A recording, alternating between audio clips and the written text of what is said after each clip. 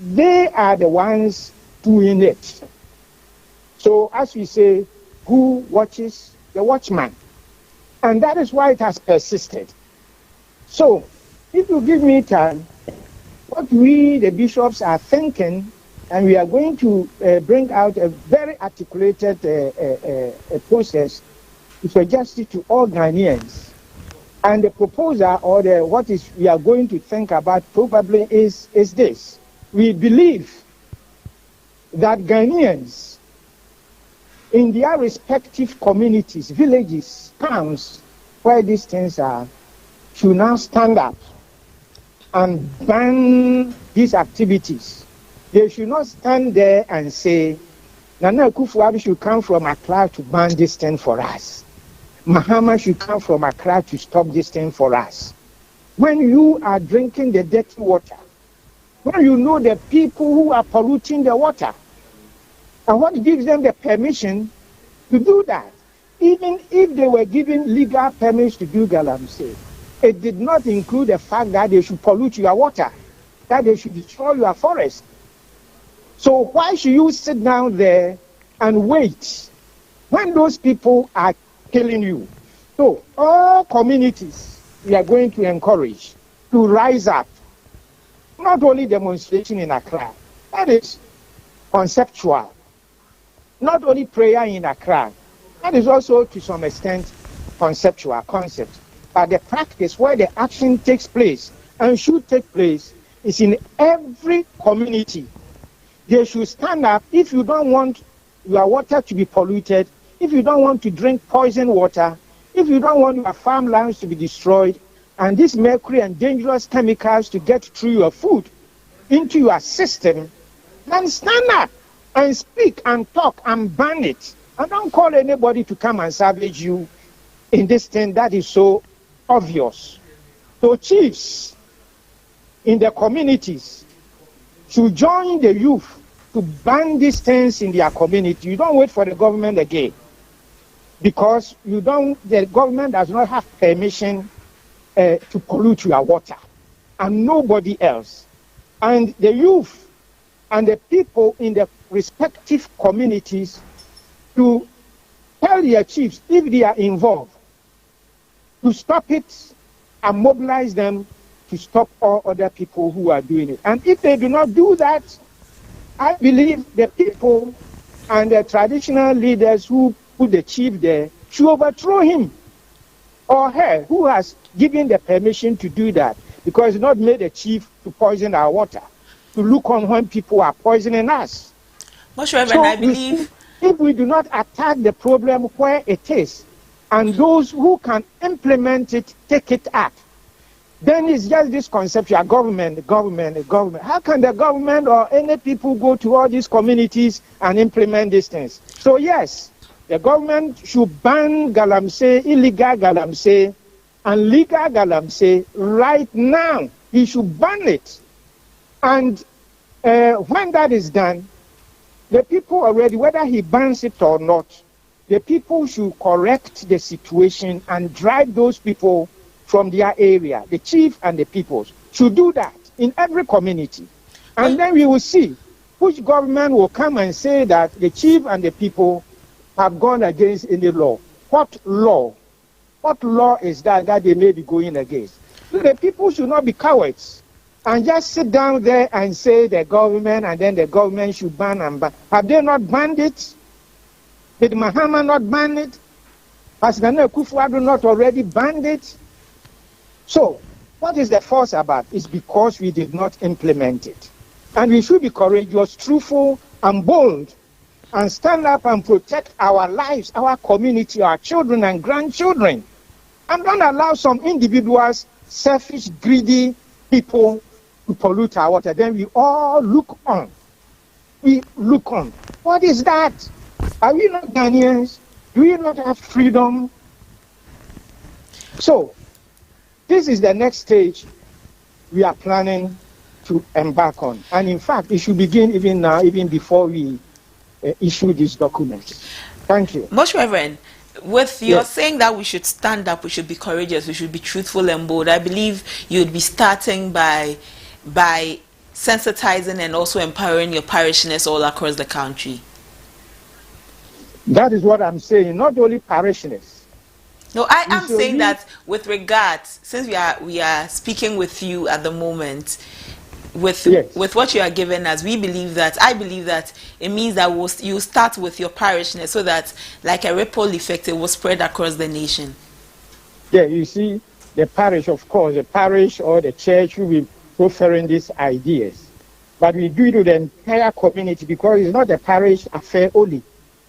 But we have a responsibility by our faith and by our acts to encourage people, to empower people, and to prevent other people from exploiting the weak, and then the needy, and those who cannot speak and whose voices are not heard. We should be the voice for them. So we involve all the community, but it may be the initiative of the church to ginger and serve as the east towards this process.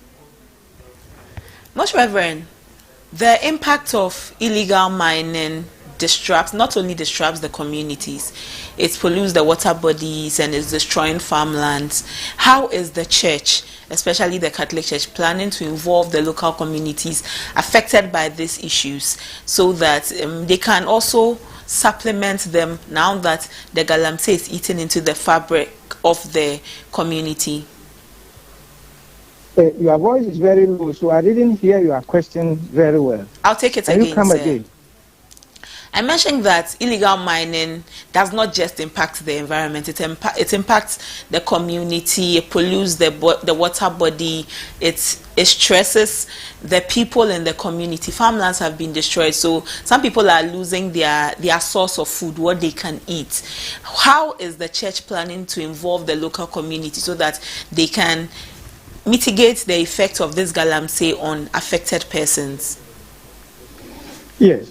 For example, the church is practically everywhere. The Catholic Church, in every community. So we speak to our people like our communities. And we have the structures to reach everywhere in the country. And when we have had our plan to be executed, then this will be distributed to all our churches at the main church, which we call the cathedral, to the parishes. Then the parishes have outstations, and this is where the outstations is where the action takes place. So there will be education, sensitization. We have our justice and peace, these people, and we'll be going and encouraging, and all the priests, all the sisters, all the religious who are scattered all over the country. We are all interested in this, and we want to make it work. And we know that the solution does not come from the government alone or only, but the solution really comes from the people who are there, who have been silenced, who are quiet, who sit there as if they cannot do anything. And we are saying, you can do something. You can save yourself. Don't permit anybody to pollute your water. And if anybody is killing you, you defend yourself.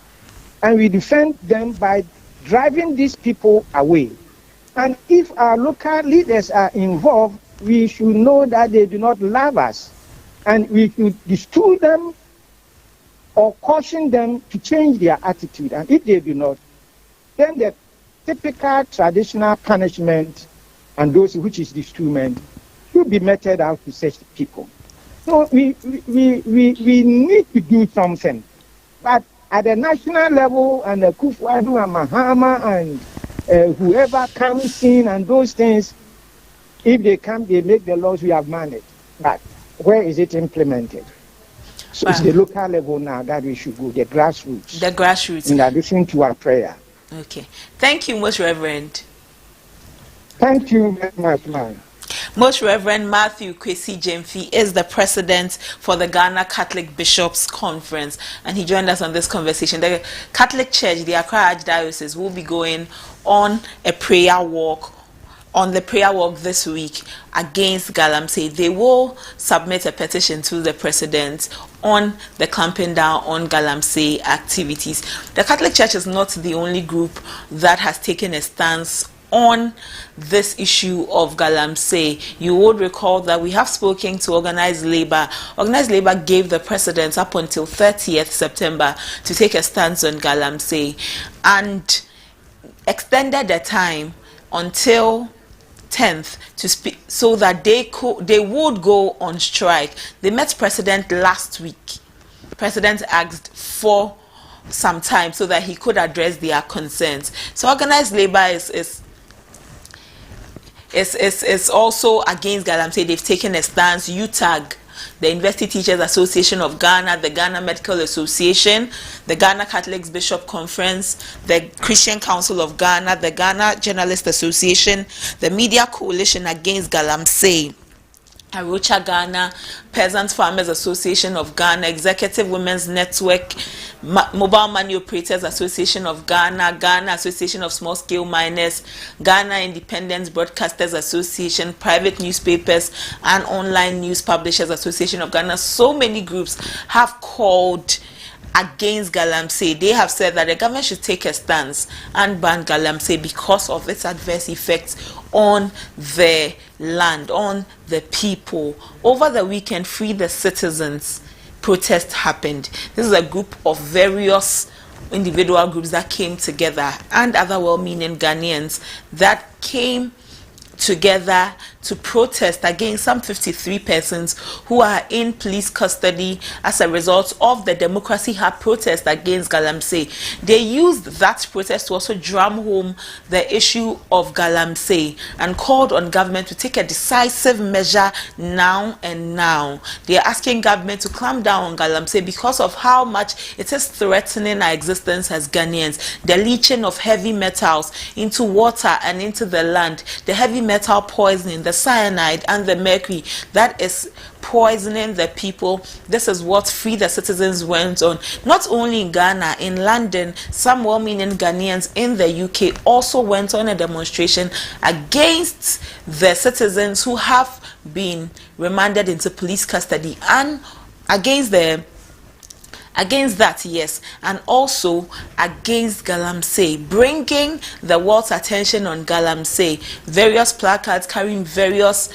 inscriptions telling the world what Galamsey is and what it is doing to the people of Ghana at the moment. So the issue of Galamsey is still pending. Many conversations have happened on Galamsey, and the president at the moment has asked Organized Labour to give him time to address the issue of Galamsey. So the Catholic Bishops Conference, the Accra Archdiocese of the Catholic Church, this week will be going on an environmental prayer walk. An environmental prayer walk on the 11th of October. This walk, they said, is motivated by prayer, and they'll pray the rosary like they do for the Stations of the Cross.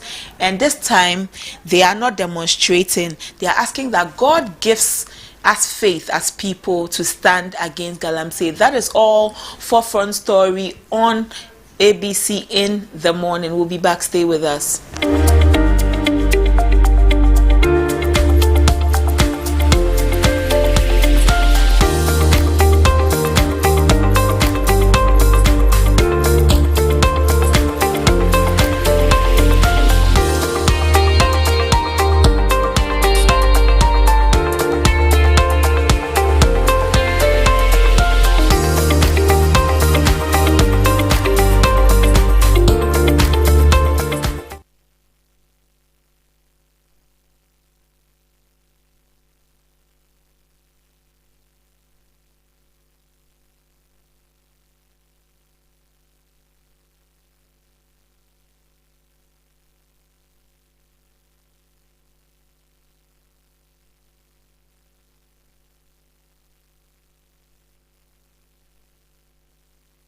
Initiatives to ensure that every Ghanaian has the opportunity to thrive. Vote for progress. Vote for care. Vote for Baumia. Baumia means business.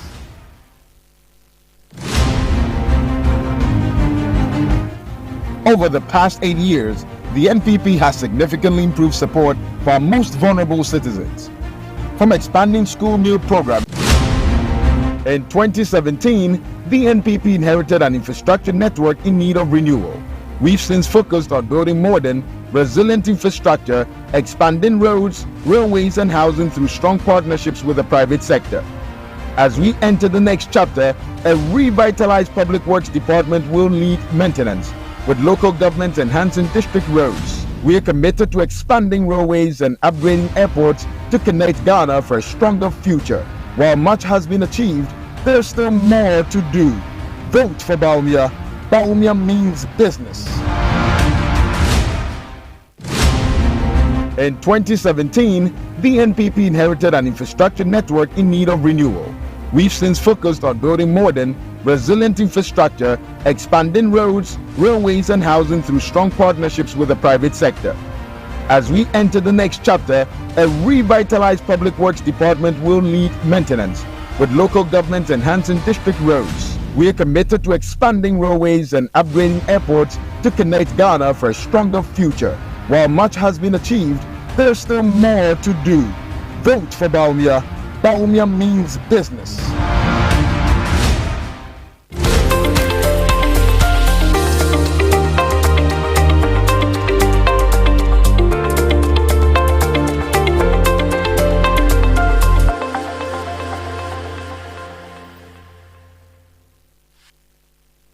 On ABC News GH. In the course of the day, in the course of ABC in the morning, we will be bringing you the official launch of the Citizen app. The official launch of the Citizen app. The special guest of honor for the launch of the Citizen app is His Excellency Dr. Mamadou Bawumia, the Vice President of the nation. So we will be bringing you the official launch of the Citizen app, creating a personalized Ghana for all. We will be bringing you some excerpts and we'll be going there intermittently so that you also know what is happening at the launch of the Citizens app. Let's take some of the news trending on the various news portals. Let's take what is happening on the various news portals. On ABC News GH, the website that you should be on every day. Court digitalization agenda will proceed with no interruption. This is from the Chief Justice. And Nana Akufo-Addo, the president, says he is not responsible for jailing protesters. And Fuseni has been named 2024 Ghana's most outstanding teacher. Fuseni has been named 2024 Ghana's most outstanding teacher. Let's take what is happening on CT Newsroom. On CT Newsroom, charismatic bishops pray for Ghana's deliverance from environmental destruction. And Deloitte Ghana's report says that high taxes rates hindering growth in Ghana's petroleum industry. And Cocoa Carriers Association to begin indefinite sit-down strike today. On My Joy Online, 6 have been arrested in connection with lynching of prison officer in Kaswa, and former Ejusu Joabin MC Yamwa Ponko has died. Former Ejusu Joabin MC Yamwa Ponko has died. And Frimpong Boateng urges Nana Akufo-Addo to act on calls to end Galamsey. Frimpong Boateng urges Akufo-Addo to act on calls to end Galamsey. So these are some of the trending conversations on the various news portals. For more news, you should visit our website www.abcnewsgh.com. www.abcnewsgh.com. Let's get straight into trends, where we'll be updated with what is trending in the country. I always tell you, if you do not know what is trending, you are missing out. So trends and sports up next.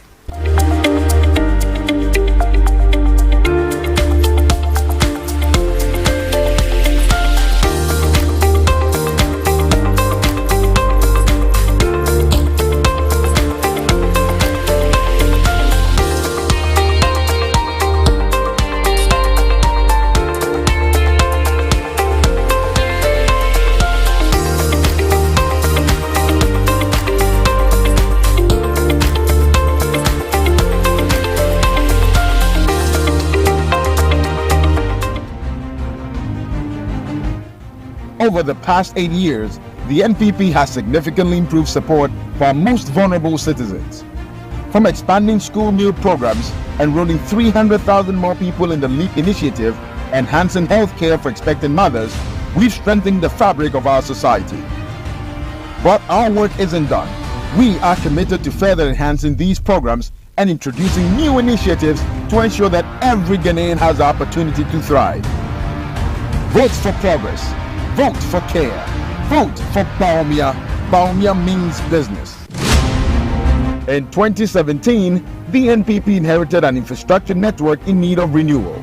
We've since focused on building modern, resilient infrastructure, expanding roads, railways, and housing through strong partnerships with the private sector.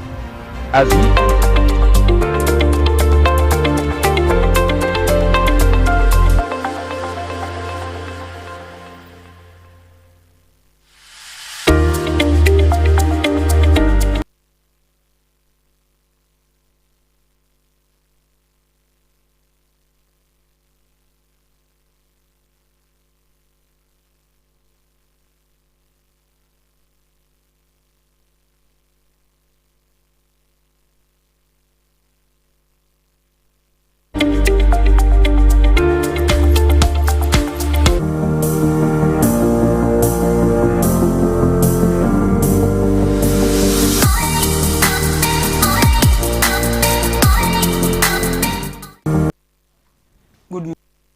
to ABC Sports. This is ABC Sports and Trends segment on ABC in the morning, and I am Godwin Opoku-Ochre, bringing you all the latest you need to know in the world of sports and also what is trending on X.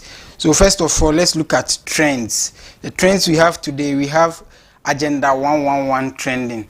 That is a flagship program of the New Patriotic Party. We also have Burkina Faso trending.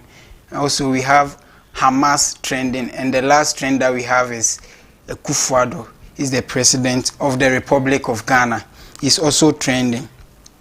So the reason why Agenda 111 is trending, over the weekend, Bulldog, former artist manager of Shatta Wale, went on United Showbiz, and on the show he made a comment that the General Secretary of the Executive Secretary of the President of Ghana, Nana Asante Bediatu, must be flown into the country for treatment at the brand new Agenda 111 hospitals. So you may recall recently the Secretary to the President was not feeling so well, so he was taking care of himself in the US, where the Jubilee House came out with a communique that he has been undergoing surgeries and stuff, and he will not be well for a while, so we should keep him in prayers. Then Bulldog is saying he should be rather flown back to the country to be taken care of in the Agenda 111 hospitals. And Nirvana is saying when John Kuma was receiving treatment here, did they not try flying him out of the country? And also, Kwadwo Preman Jr. responded to Nirvana saying, it should tell you that not every treatment should be treated here. That's why we have specialists from other countries working here. So basically what they are all saying is, because Bulldog is saying he should be flown back to the country, that should not be the only solution. If it is an extreme situation, you can be flown outside and receive treatment.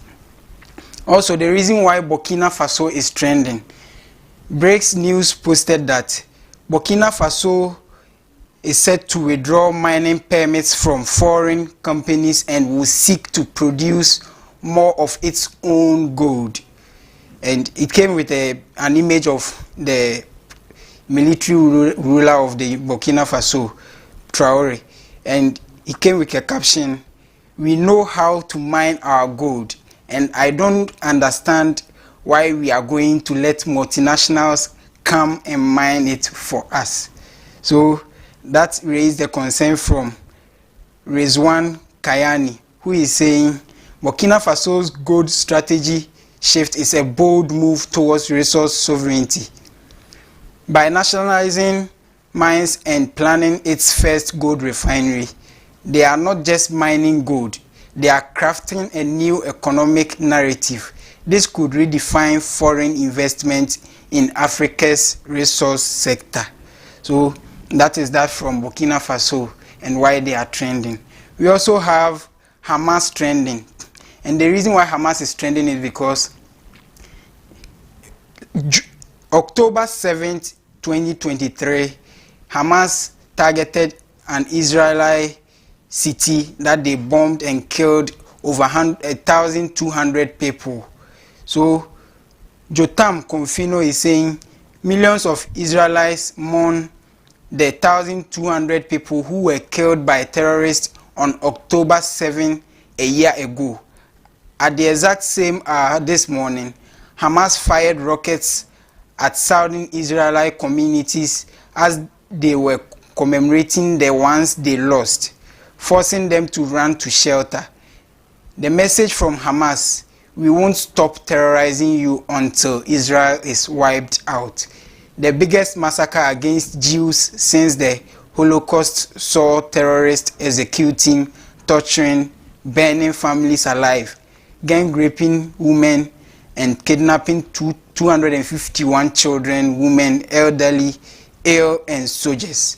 101 people from 21 countries are still in Gaza. And these are images of the people that were killed last year, October 7th. And we also have President Akufo-Addo trending. And the reason why the president is trending is because, yes, over the weekend, he also visited France 24, where he made a comment that the demonstrators that were arrested, he is not the one in charge of their arrest and the judgment. So the court is an independent body and the court is doing its own work. And people have raised a lot of comments about that under the France 24 post. That is why the president is trending. And that is the top 4 trends that we have for you for today. Now let's move straight into the world of sports. So in sports today, we are taking you to the Ghana Premier League, where Asante Kotoko won 1-0 over Accra Lions. Albert Anua got the goal for Kotoko. Nswatriman also defeated Legon Cities 3-1. Richard Akwa, Walid Nema Fuseni, and Anochi Mensah got the 3 goals for Nswatriman. Mohamed Alidu got the consolation for Legon Cities. Bekum Chelsea also defeated Young Apostles 1-0. Mizak Afriye got the goal for Bekum Chelsea. Vision FC also recorded their first home win of the season after they defeated Basaki Holy Stars 1-0. Daniel Yemo's goal came in the 45th minute, and that was the difference making at the Ni Accra Kweji, the second sports complex. Karela United also played a 1-1 draw with FC Samates. Godwin Sefa opened the scoring for Samates, but Hadi Mohammed equalized. Dreams FC is still without a win after losing 1-0 at home to Nations FC. Nafu Sulemana scored in the 80th minute to steal the victory for Gold Stars. We also have Bechevi United, who came on top with a 0-0 against Bibiani Gold Stars at the Dance Park. Nkwa scored the goal in the 32nd minute, and that was the only difference maker for the Ghana Premier League. Now let's take a look at the table in the Ghana Premier League, where Asante Kotoko have risen to the top after 5 games with 11 points and 3 goals difference. Bibiani Gold Stars is also having 11 points with 3 goals difference. And the third team is Mediama Sporting Club with 1 outstanding match. They are 10 points with 3 goals. And at the relegation bottom, we have Ediana Stars with 3 points and owing 2 goals. Dreams FC2 has 3 points minus 2 goals. And the team at the last of the table is Legon Cities with 1 point, owing 6 goals. And that is that for the Ghana Premier League. Now let's look at overseas, where the top 2 European leagues had some tough matches and big games happen. So we have match week 7 in the English Premier League, where Crystal Palace stayed home and lost a good 1-0 to Liverpool. Arsenal also defeated Southampton 3-1. Brentford defeated Wolves 5-3. Also, Leicester City won against Bournemouth 1-0. Manchester City defeated Fulham 3-2. West Ham scored 4 and Ipswich got 1 from that one. Everton and Newcastle played a 0-0 draw.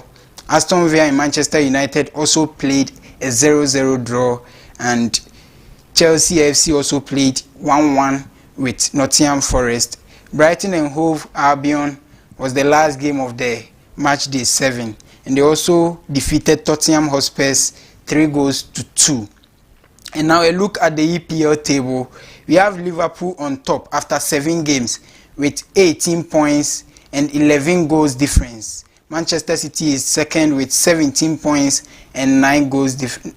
We also have Arsenal 17 points and 9 goals, and fourth position is Chelsea with 14 points and 8 goals. And at the bottom we have Crystal Palace on the 18th with 3 points minus 5 goals. Southampton with 1 point minus 11 goals, and Wolves at the bottom last with 1 point owing 12 goals.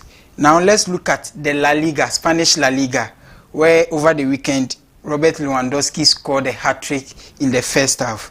So in La Liga, Barcelona won 3-0, where Robert Lewandowski got a hat-trick for Barcelona in the first half. We also have Valencia playing a 0-0 draw with CD Leganés. We have Espanyol playing 2-1 win against RC Mallorca. We have Getafe and Osasuna playing 1-1 draw. Real Valladolid was defeated by Rayo Vallecano a 2-1. We also have Real Madrid defeating Villarreal FC 2-0, and we have Girona scoring 2, and Athletic Club got 1 consolation. We have Sevilla winning 1-0 against Real Betis, and Real Sociedad played a 1-1 draw with Atletico de Madrid. Now a look at the La Liga standings. We have FC Barcelona on top of the table after 9 games with 24 points and 19 goals difference. We also have Real Madrid coming second with 21 points and 13 goals difference. Atletico Madrid third with 17 points and 8 goals difference, and we have Villarreal FC with 17 points and no goal at the 4th position. And at the bottom 3 we have Valencia coming at 18th with 6 points minus 8 goals. Real Valladolid coming with 5 points minus 14 goals, and the last team on the table is UD Las Palmas with 3 points minus 8 goals. So those are the matches that we had over the weekend, and that brings us to the end of Sports and Trends on ABC in the morning. I am Godwin Opoku Ochre.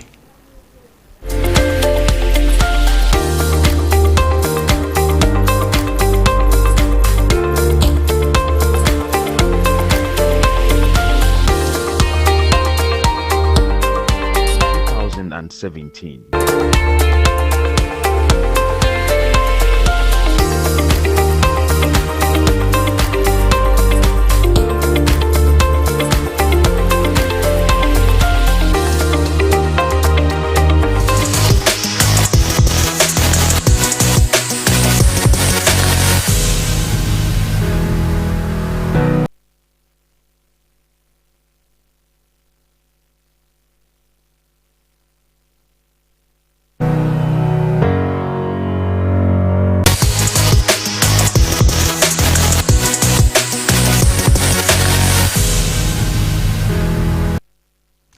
It's a new week. Let's do some tech trick right here on ABC in the morning with me and your Pondinchi. Today we are doing 5 AI-powered healthcare solution. And let's start with the quote as usual. The future of medicine is in your smartphone, not in the hospital. This is a quote from Eric Topel. October marks Mental Health awareness, and with World Mental Health Day observed on October 10th, this year's theme emphasizes the importance of prioritizing mental health for all. Mental health affects everyone, regardless of the age, background, or socioeconomic status. This is crucial to recognize the signs of mental health struggles, break down the stigmas, and encourage open conversation. An unusual, October is also Breast Cancer Awareness Month, a global initiative aimed at educating and supporting those affected by the breast cancer. And this annual campaign emphasizes the importance of early detection, research, and treatment. Throughout the month, organizations and communities will host fundraising events, walks, and awareness campaigns to promote breast cancer screening, diagnosis, and survive support as well. And here on ABC in the morning, right here on Tech Trick and Health Tips, will help you and bring you all you need to know for your health and have an enjoyable life and a healthy lifestyle. And as we always do, this month is a month where we observe a lot of health tips and observation, and as well on health or Tech Trick, we'll be giving you some guidance on what you need to know for you to have a healthy living. So let's zoom into it now and straight into today's topic. We are doing a 5 AI-powered healthcare solution. The digital health revolution is transforming the healthcare landscape, leveraging artificial intelligence, that's AI, to improve patient outcomes, streamline clinical workflows, and enhance overall well-being. Let's look at the 5 AI-powered healthcare solutions. They are currently shaping the future and your life today. The first one, we are looking at virtual assistant for patient engagement. So AI-powered chatbots and virtual assistants provide personalized support, answering patient queries, scheduling appointments, and sending medication reminders. As you are seeing on your screen, there's an old man sitting down with his phone and being checked by a doctor online. Virtual health assistants for revolutionizing the healthcare industry by integrating AI technology to ensure patient support. These AI-powered virtual assistants are designed to engage with patients, answer their questions, provide health insights, and assist with various healthcare needs, offering 24/7 accessibility and support. Virtual health assistants make sure patients receive timely and efficient care. So the first one is that we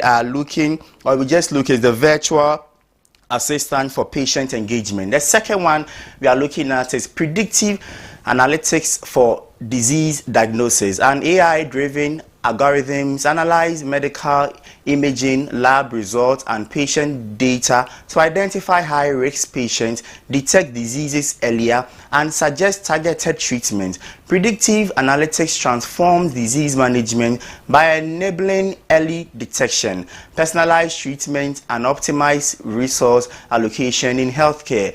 And predictive analytics, also a powerful tool fueled by advanced technologies and data-driven insight, is transforming how healthcare providers approach diseases and also manage them. And the third one we are looking at right here on Tech Trick is telemedicine and remote monitoring. So we are looking at how you can keep your health in using technology. So telemedicine and remote monitoring, AI-enabled telemedicine platform facilitate virtual consultations, remote monitoring, and real-time feedback, expanding access to healthcare services. Telemedicine and remote patient monitoring have emerged as transformative solutions in temporary healthcare. This study aimed to conduct a comprehensive evaluation of the impact of technologies on healthcare delivery and also focusing on patient outcomes, economic parameters, and overall satisfaction for it. Let's look at the fourth point, and the fourth point is personalized medicine and genomics. AI analyzes genomic data to tailor treatment plans, identify genetic predispositions, and develop targeted therapies. Personalized medicine is an emerging practice of medicine that uses an individual's genetic profile to guide decisions made in regard to the prevention, diagnosis and treatment of medicine, knowledge of a patient's genetic profile can help to be able to give the doctor to select the proper medication or therapy and administer in using the proper dose or regimen. So personalized medicine is being advanced through the the human genome project that we have. The last tip or the last guide that we are giving you right on TechTree before we take a leave is clinical decision support system. AI powered system provide healthcare professionals with real-time data-driven insights, enhancing diagnosis accuracy and streamlining clinical decision making. A clinical decision support system is a health information technology that provides clinicals and staff, also patients and other individuals with knowledge and other specific information to help health and healthcare. CDSS encompasses a variety of tools to enhance decision making in the clinical healthcare. So today on TechTree, we brought you five AI powered healthcare solutions you can use to make your lifestyle healthy and on the go. So my name is Andy Opondinchi. Let's meet some other time. We'll come back with more. Do stay tuned.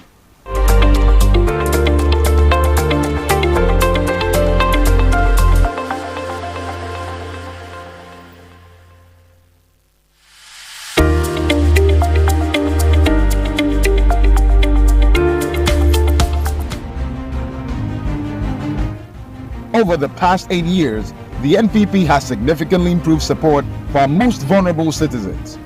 From expanding school meal programs, enrolling 300,000 more people in the LEAP initiative, enhancing healthcare for expectant mothers, we've strengthened the fabric of our society. But our work isn't done. We are committed to further enhancing these programs and introducing new initiatives to ensure that every Ghanaian has the opportunity to thrive. Vote for progress. Vote for care. Vote for Baumia.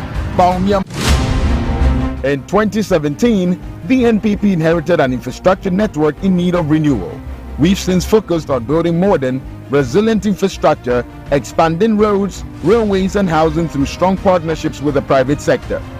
As we enter the next chapter, a revitalized public works department will lead maintenance, with local governments enhancing district roads. We are committed to expanding railways and upgrading airports to connect Ghana for a stronger future. While much has been achieved, there's still more to do. Vote for Baumia. Baumia means business. In 2017, the NPP inherited an infrastructure network in need of renewal. We've since focused on building modern, resilient infrastructure, expanding roads, railways, and housing through strong partnerships with the private sector. As we enter the next chapter, a revitalized public works department will lead maintenance, with local governments enhancing district roads. We are committed to expanding railways and upgrading airports to connect Ghana for a stronger future. While much has been achieved, there's still more to do. Vote for Baumia. Baumia means business. In 2017, the NPP inherited an infrastructure network in need of renewal. We've since focused on building modern, resilient infrastructure, expanding roads, railways, and housing through strong partnerships with the private sector. As we enter the next chapter, a revitalized public works department will lead maintenance, with local governments enhancing district roads. We are committed to expanding railways and upgrading airports to connect Ghana for a stronger future. While much has been achieved, there's still more to do. Vote for Baumia. Baumia means business. In 2017, the NPP inherited an infrastructure network in need of renewal. We've since in 2000 means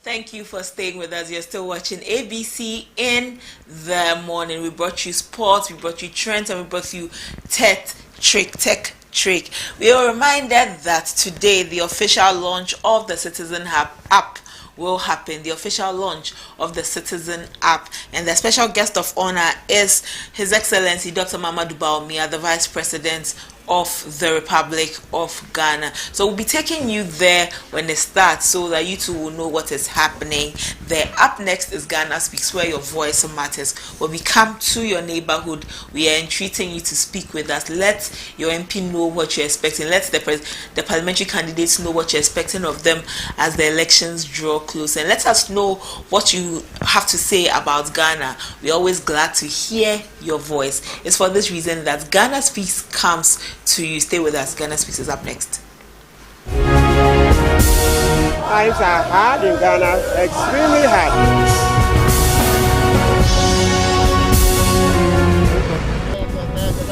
As we gear towards the 2024 general elections, there have been conversations around having a presidential debate. Will it happen or not? This is Ghana Speaks.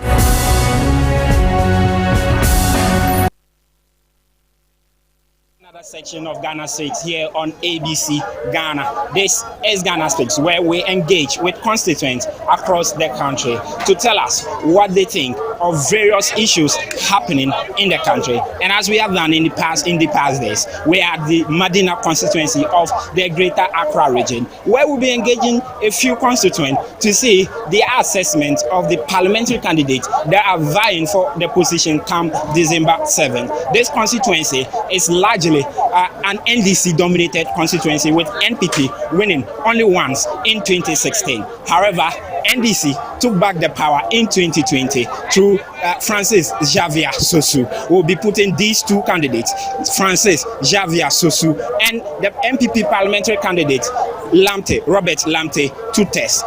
These gentlemen here will be giving us their assessment of these two candidates come December 7th. I am Samuel Nimabo from the Madina constituency in the Greater Accra region. Sir, you are welcome, Pacho. Ubebo di na wachre. Pacho, you're from saying? You're from Kwajusu.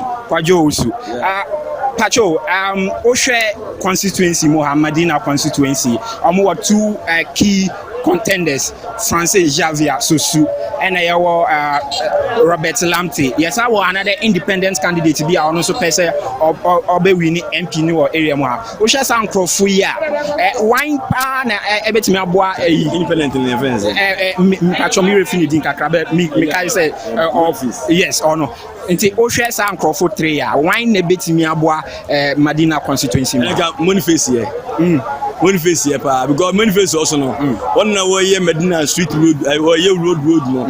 But office wa buy sesuba am say ni fie kwa won timi kwa enwi so ni fie kwan ni obedie no ohwe ba Ghana fangasa na de o meminim ade ye problem pa iwo mu because asigu ade ka mo nyina kura mo ma ke Moniface mumla yes say Sosu ne parliamentary candidates no or MP, all right, but ni president ente abayimunti na maybe ontimi nye development and your problem no but obaya no a Moniface or ye street road no only get more money nti onyi pay Sosu wanye aggressor obaya card ye man bi name nti do be na odwen omuntu kwa abrochi David abrochi no independence no and omuntu momode and na bia Ghana for the agency say ma ban ya on resign or what ban ya ba mu a ko tafie ne da ba mo bo aye 100 years no ba ma ba mu a oh Boniface buy what boy pack no youth nya omuntu mbo I said that me say Malcolm our year street be a road but office no aka oh but there won here but and be a problem no Africa your problem o ti say yes aban ono onye bad o mini fiso eno Pacho na Pacho o de gina ho me ebe ba kakra me ba osu kakra o hwe two candidates na Sosu and Robert Lamte. Robert me say the first time of urban here on bar high the first time in here nti o hwe sa two na Robert ni Sosu awa ba pen why na obetimi aboa Madina for pa oh o hwe mu dia we de kwa me usu o hwe mu dia okumukom obetimi aboa na we kura o my kura na nyuma o ye no enye easy this asuje opa fa ne sense ne bo say we ni ono ye wo madina ebie ni ho a obetimi de ne sense ne bo nti ono no kra de yempe no madina okay eso okokora ye hu ade papa bia wo ye oba na josafo a eto aso ezuguza say de no wa ye de no pa na obetimi da ko kire say wa ye bibi ewo madina ne abokobi okay anyway ya refa na mo no time yeah oh no ntimi nya hwe okay what you say also time na oti ekwan yin ntimi hwe na wonye mai he say okunkom no ese Boniface e dey say na nyuma ono kura ye kura no na o de so ohunu kura na ko no office a the way oje wa tu no what you say nti na ukọ ya refa abokobi time no mo a the way damfa no mo no the way o ye no nti ono na ye say ya no ye to aba no ma no na oba na obegbo na ono de se so de what you have for what tema so kwan na so enye o hwe so a ukọ parliament a okwamo a mo kasa wo parliament shembra magana se mo yi sa nipa ne bi sa nipa ne say free parliamental se be ha Ghana nyina enye me ne be diada ono no ono no de ono di kura won kan ho na kasa skaba du gbotoma o kasa skaba du gbotoma anya no yema ne didi o kasa parliament agbesa fo a ko benya no de wo yo correct so wa kasa president wa before du kromo a eye na o kasa na o fie nye it was wakasa wa not to ayampia Robert David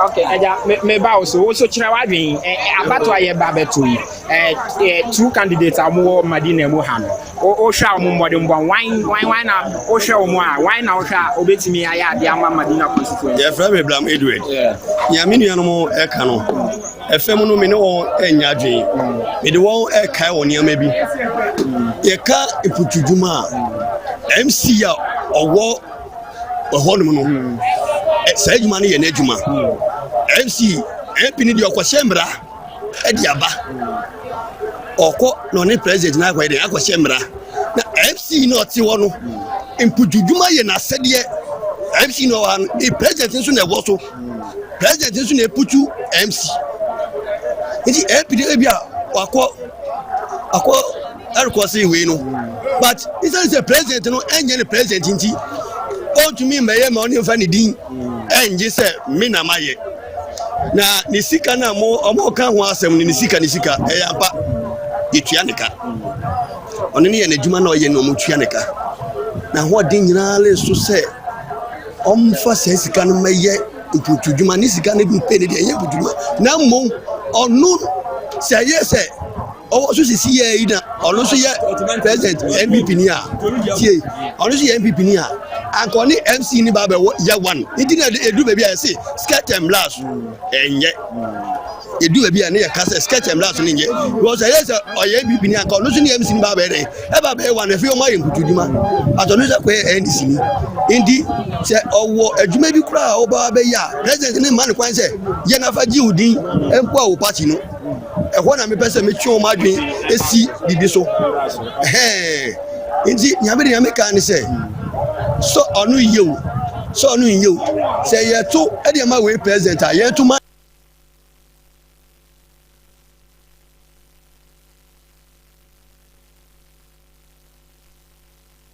to have the constituent of Madina, but they believe that this year they should not. One gentleman said that they shouldn't vote skirt and blouse. They should vote. If you vote for an MPP and this PC, you vote for an NPP. If you vote for an NDC. PC, sorry, you vote for an NDC presidential candidate. If you vote for an NPP PC, you should equally vote for an NPP presidential candidate so that they will have support from the executive arm of government. This is Ghana Speaks, and this is what the constituent of Madina have for their parliament. This is why we say that your voice matters, and because of that we bring you Ghana Speak. Someone is saying that for development, do well to vote for the same party.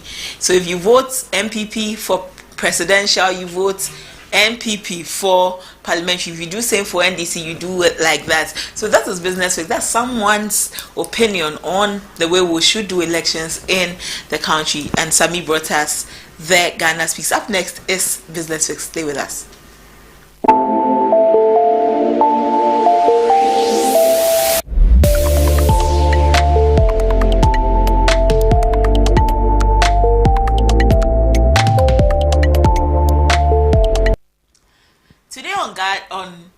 Finance Fix, we are looking at Ghana's return to the Eurobond market, and we are asking, is it a good news for the economy? Ghana has recently re-entered the Eurobond capital market after completing a significant restructuring of $13 billion in Eurobond debt, and it comes after a long process that began with the launch of an exchange offer in September 2024. This secured over 98% participation from bondholders.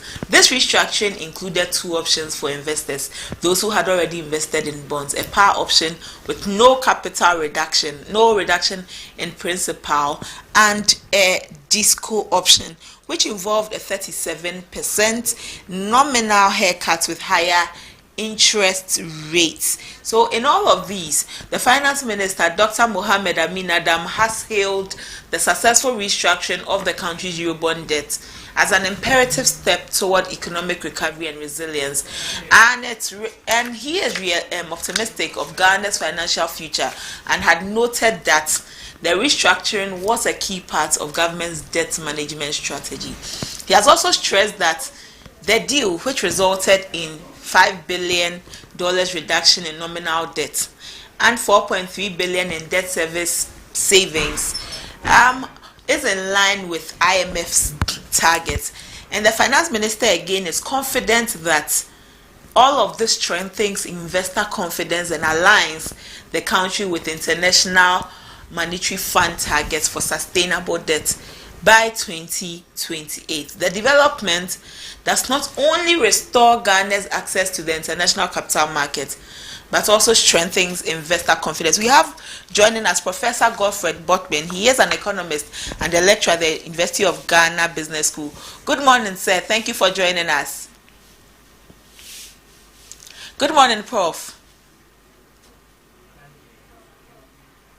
While we look at establishing contact with Professor Godfred Botman, he'll be helping us with this conversation. We are looking at Ghana's return to the Eurobond market and whether it is good news for the economy. But what is a capital market? A capital market is a financial market where individuals, companies, and governments can buy and sell long-term financial securities such as stocks and bonds. And it is a crucial part of the global financial system and enables the raising of funds for investments and growth, both for public and private sector. So that is what the capital market is. And let's talk to Prof. Good morning, Prof. Thank you for joining us. The line is so faint, I can hardly hear. I would do well to speak up. Good morning, Prof. Hello, Prof. Yes, it's better. Hello? Yes, is it better now, sir? It's better now. Yes. Thank you for joining us on ABC in the morning. Yes, thank you. Good morning to you and your cherished listeners. Prof, the finance minister has made an announcement. Ghana is returning to the Eurobond market. Is this good news for the economy? Hello? Hello, Prof. Yes. The finance minister made an announcement. He says that Ghana is returning to the Eurobond market. Is this good news for the economy? Well, thank you very much. Yes, on one breath, a completion of the external debt restructuring, external commercial, is good news for Ghana. Having also completed the external bilateral component earlier in the year, and then also with the completion of the domestic debt exchange, some briefing space largely has been conferred on the state. The finance minister's announcement that Ghana is returning to the capital market, for me, is not news. It's not news. It's not something we should spend our time talking about much, because there was no timeline given in that pronouncement. There is no indication that it's this year or next year. So I don't think that it is something that, and what it will take the country to return to the capital market that roadmap has not been clearly ironed out. It has not. The reason is that when you restructure your debt and impose varying haircuts, as has been done, the mere fact that you are done with that preemptive debt restructuring necessarily does not reopen the market for you. Trading in the secondary markets can happen, but it doesn't necessarily mean that the market is ready to receive you. In fact, it may take us probably more than a year to two before we can regain access to the market, to the capital market. That is accurate. And just for a case in point, if you look at when Ghana completed the domestic debt scheme till now, the medium to the long-term end of our market, or the long yield curve of the market, has not been largely reopened for government. So even in the domestic financial market, where the finance minister presides over, ask them when are they going to issue new bonds. Ask them what is the roadmap for that. You should ask them when they'll be. So I think that yes, it has been the wish of government to quickly go back to the market. If you look at the IMF supported program, the phasing out of the program, we are looking at somewhere 2027. But I want to believe that any thought of going back to the market cannot happen this year, and it cannot happen probably in the first half of next year, also because we have an election just ahead, and a new government will be formed, regardless of whether it's the flag bearer, is the NPP that wins, or it's the NDC that wins. A new government will be put in place, and that may take a little while, right, to reset and come out with credible policies, economic programs that will restore or consolidate confidence in the markets.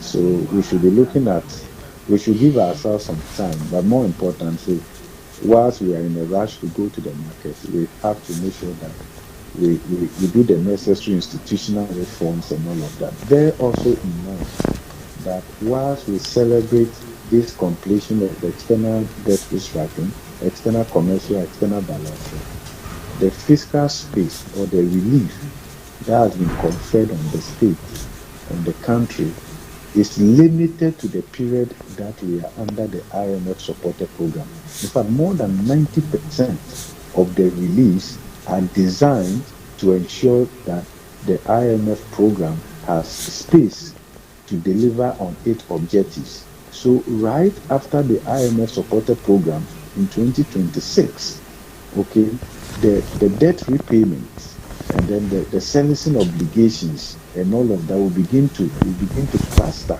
and that would impose another burden on the government, together with the many challenges that we are failing to resolve conclusively. So if you look at the outlook from a fiscal sustainability pathway, it doesn't suggest that this debt restructuring actually confers sustainable relief for the country in the medium to the long term. If you look at the domestic debt estimate, more than 85%, in fact almost 90% of the reliefs that we secured under the domestic debt estimate are clustering between 2023 and 2026. Again, if you look at the external bilateral, the one that was restructured under the Official Creditor Committee co-chaired by France and China, more than 90% of the reliefs, in fact the moratorium largely, also clustered between 2023 and then 2026. Now, if you also look at the external commercial debt restructuring, which was just completed recently with more than 90-something% tendering participation, of course, they didn't have a choice, and it's not good news because there were no options available. Unlike the domestic debt where you could opt out and probably there's a way out. It's not the same from the international capital market arrangement. So 90% of that relief conferred on the state is also between 2023 and 2026. All right, so this is what it means. And the IMF, I believe that deliberately orchestrated this also to make sure that the reliefs from the debt restructuring are front-loaded during the period that the IMF program is in force, so that with those reliefs, no significant debt servicing or principal repayment would ensure that the IMF program is able to deliver on its objective. Right after the IMF supported program, the country's macroeconomic instability will begin to regroup. Then that may compel the country again to go back to the IMF for another fund supported program, or it may force the country to do some kind of drastic measures that we may not be able to do on our own, but to call on our development partners. Now, I seriously don't think that government is fully aware of these headwinds. Otherwise, we will be mindful about putting in place certain measures now to make sure that beyond the structural reforms, fiscal reforms, governance reforms in the IMF supported program, we are doing something beyond that so that when we exit the IMF program, we are creating fiscal space ourselves to make sure that we are able to self-sustain the limited progress that we make. We are not doing that. Look, if you look at the fiscal risk, the risk to our fiscal sustainability from the energy sector alone, we are looking at averaging about $1.5 billion annually for the next 4 or 5 years. This is energy sector shortfall that the government must make up for in order to keep the light on. Where is that money going to come from? Unless right after the election, government imposes new tax handles. If you remember, hello? Yes, sir. If you remember, a government was trying to impose VAT on residential electricity consumption, because that was one without. Anytime Ghana is being innovative, it means burden the people. That's what we call innovation in Ghana. That is what we call management in Ghana. The government only way to resolve that energy sector shortfall, which has been budgeted, if you look at the projection, it is averaging $1.5 billion, was to impose a tax handle on consumers so that we'll be able to generate the money. When TUC and Ghanaians fought back and government withdrew it, we have not been able to create a sustainable way of closing that gap. So from the energy sector alone, of course, this is also corruption, procurement infractions, energy power losses from generation to transmission to distribution and collection inefficiency, resulting in average loss of about $1.5 billion.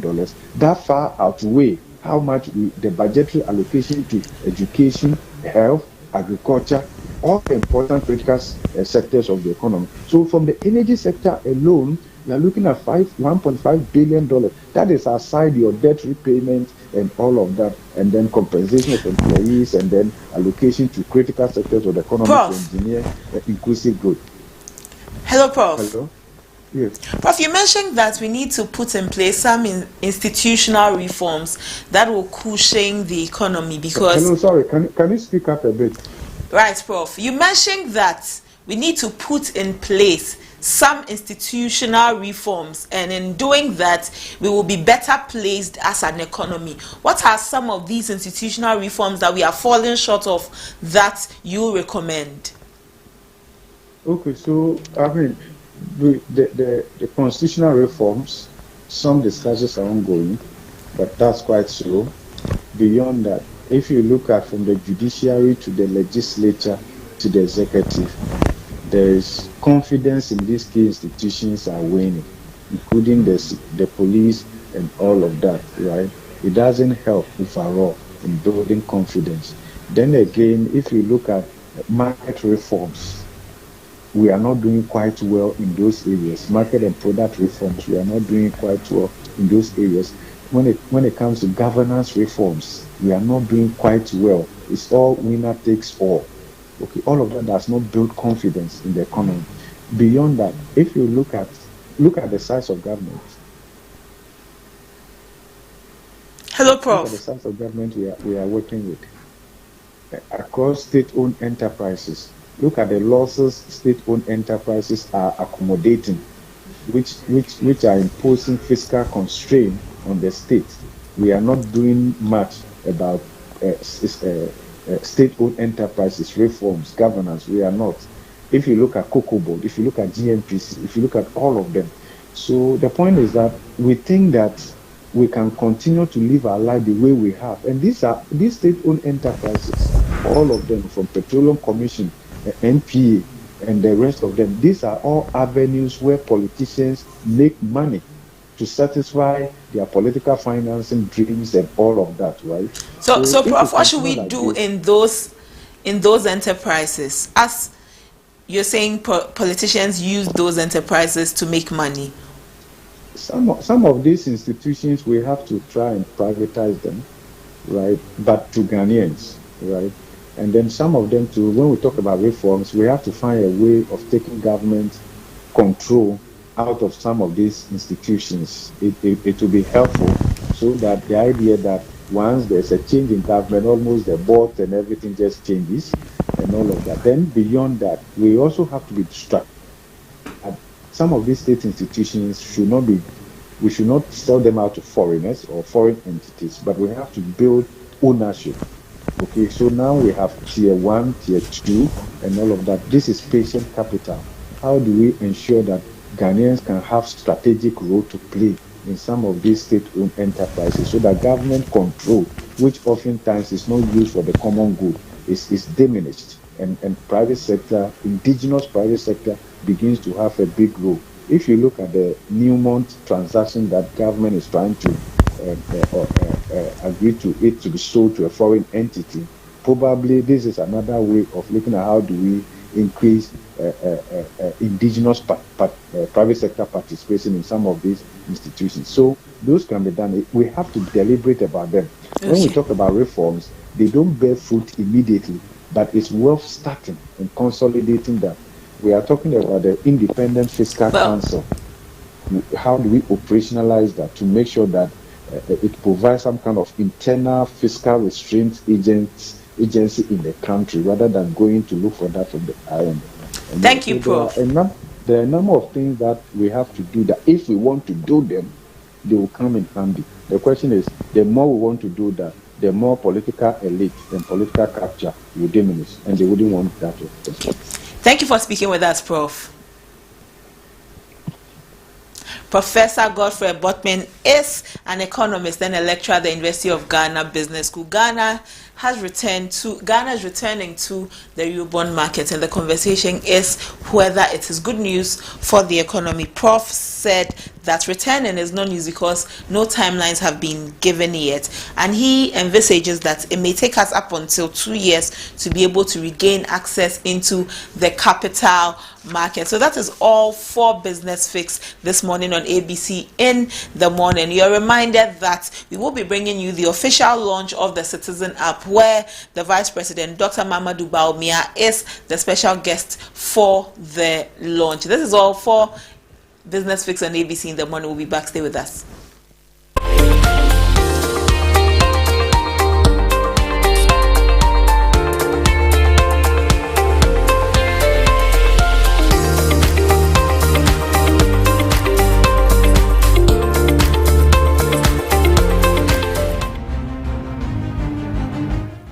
Over the past 8 years, the NPP has significantly improved support for our most vulnerable citizens. From expanding school meal programs, enrolling 300,000 more people in the LEAP initiative, enhancing health care for expectant mothers, we've strengthened the fabric of our society. But our work isn't done. We are committed to further enhancing these programs and introducing new initiatives to ensure that every Ghanaian has the opportunity to thrive. Vote for progress. Vote for care. Vote for Bawumia. Bawumia means business.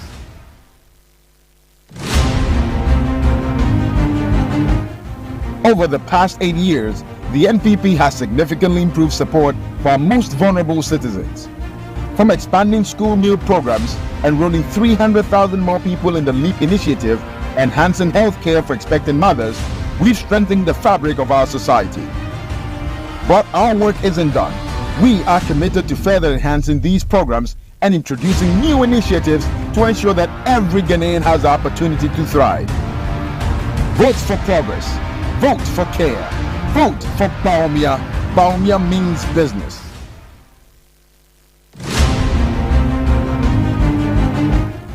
Over the past 8 years, the NPP has significantly improved support for our most vulnerable citizens. From expanding school meal programs, enrolling 300,000 more people in the LEAP initiative, enhancing healthcare for expectant mothers, we've strengthened the fabric of our society. But our work isn't done. We are committed to further enhancing these programs and introducing new initiatives to ensure that every Ghanaian has the opportunity to thrive. Vote for progress. Vote for care. Vote for Baumia. Baumia means business.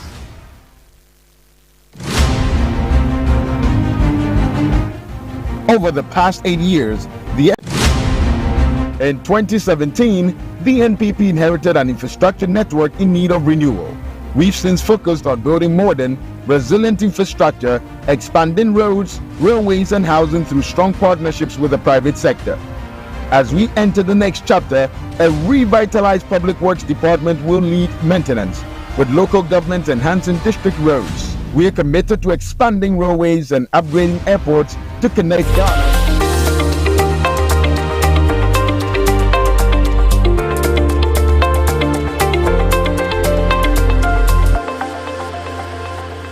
You're still watching ABC in the morning live on ABC News GH. Go to our website www.abcnewsgh.com www.abcnewsgh.com so that you are abreast with everything happening in the country. Up next is the main discussion. In the main discussion today, we are looking at the wake. We are looking at what's happening in the wake of the various protests that have happened, especially the Democracy Hub protest. The president, speaking to France 24, said that he is not responsible for their arrest. He is not responsible for the arrest of the detained protesters. The president has spoken against the suggestions that government is stifling voices of dissent.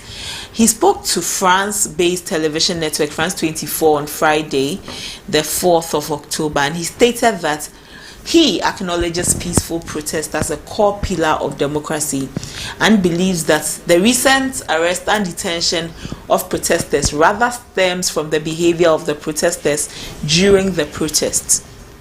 He believes that the arrest stems from the behavior of the protesters during the protest, and explained that as a political leader himself and having embarked on several protests in the past, President Nana Addo Dankwa Akufo-Addo, has no problem with citizens protesting about an issue of concern.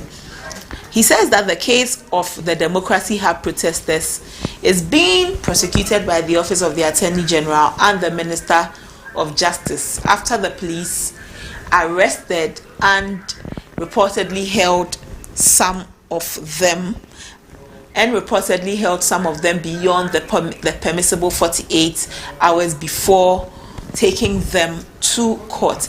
Let's listen to and let's watch what the president said in his interview with France 24. Done in Ghana to prevent people from airing their views on anything. I'm not responsible for jailing people in Ghana. The courts in Ghana are independent institutions, and they have been all through this period of the Fourth Republic. People misconduct themselves and they're brought before court. It's for the court to deal with them. That's not a matter. It has nothing to do about politics. It has nothing to do with the executive. And their behavior is what lands them in problem with the police and with the courts. It's not the protests. How can the president, who himself, his political career was aided by leading protests, have problems with protests? I don't have problems with protests, and nothing is done in Ghana to prevent people from airing their views on anything. So that was the president on France 24. But information coming in says and suggests that 9 protesters of the Democracy Hub protest have been granted bail. Some 9 protesters have been granted bail. We'll be doing more conversation on the Democracy Hub, on Free the Citizens, and the president's comments. But before that, let us cross over to the Citizens App launch, the official launch of the Citizens App, where the Vice President Dr. Mamadou Baumia is the guest of honor. Governance and economic transformation in our country. This is a pivotal moment in Ghana's journey towards digital empowerment. In the past decade, we've witnessed tremendous changes in how technology is shaping the world. Governments, businesses, and even individuals are increasingly realizing the immense potential of digital tools and systems to drive progress, enhance efficiency, and improve the quality of life. Today, Ghana is stepping firmly into the future by adopting these very tools to address our most pressing challenges, those that affect the livelihoods of our citizens, the stability of our economy, and the transparency of our governance systems. The aptly named CITIZENAPP is an enabler of the broader economic strategy that our government has been pursuing over the past 8 years. For too long, government services have been delivered through fragmented systems that have made accessing essential services more complicated than necessary. With the launch of the CITIZENAPP, we are taking a massive leap forward by centralizing all public services into a single user-friendly platform. In essence, we are laying the foundation for a future where every citizen, regardless of location, has easy and immediate access to the services they need from the comfort of their mobile devices. Whether it is filing taxes, applying for a passport, renewing a driver's license, or paying utility bills, the CITIZENAPP makes it all possible in one place. Indeed, this journey is about more than just technology. It is about empowering every single Ghanaian, no matter their economic standing or geographical location, to be a part of this new digital ecosystem. We are charting a new course for how public services are delivered, how businesses operate, and how citizens interact with their government. We are setting the stage for a more prosperous and inclusive Ghana, driven by the power of technology and data. At the heart of this innovation is data interoperability, which has the ability for different government agencies to share information seamlessly through a single centralized system. This will allow us to monitor and track financial data in real time across all government institutions. For the Ministry of Finance, this means a more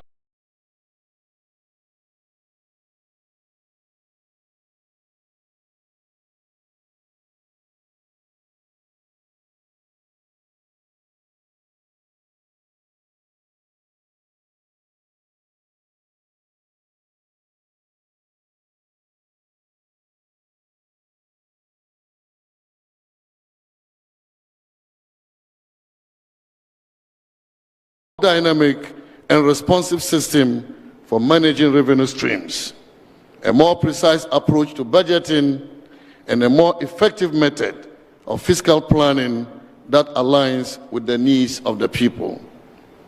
One of the key areas where the CITIZENAPP will make an immediate and profound impact is in tax administration. As we know, tax compliance has historically requiring individuals and businesses to navigate multiple platforms and often visit GRA offices in person to fulfill their tax obligations. Now, with the CITIZENAPP, the entire tax filing process has been simplified. This unprecedented ease of access is expected to increase compliance and revenue collection.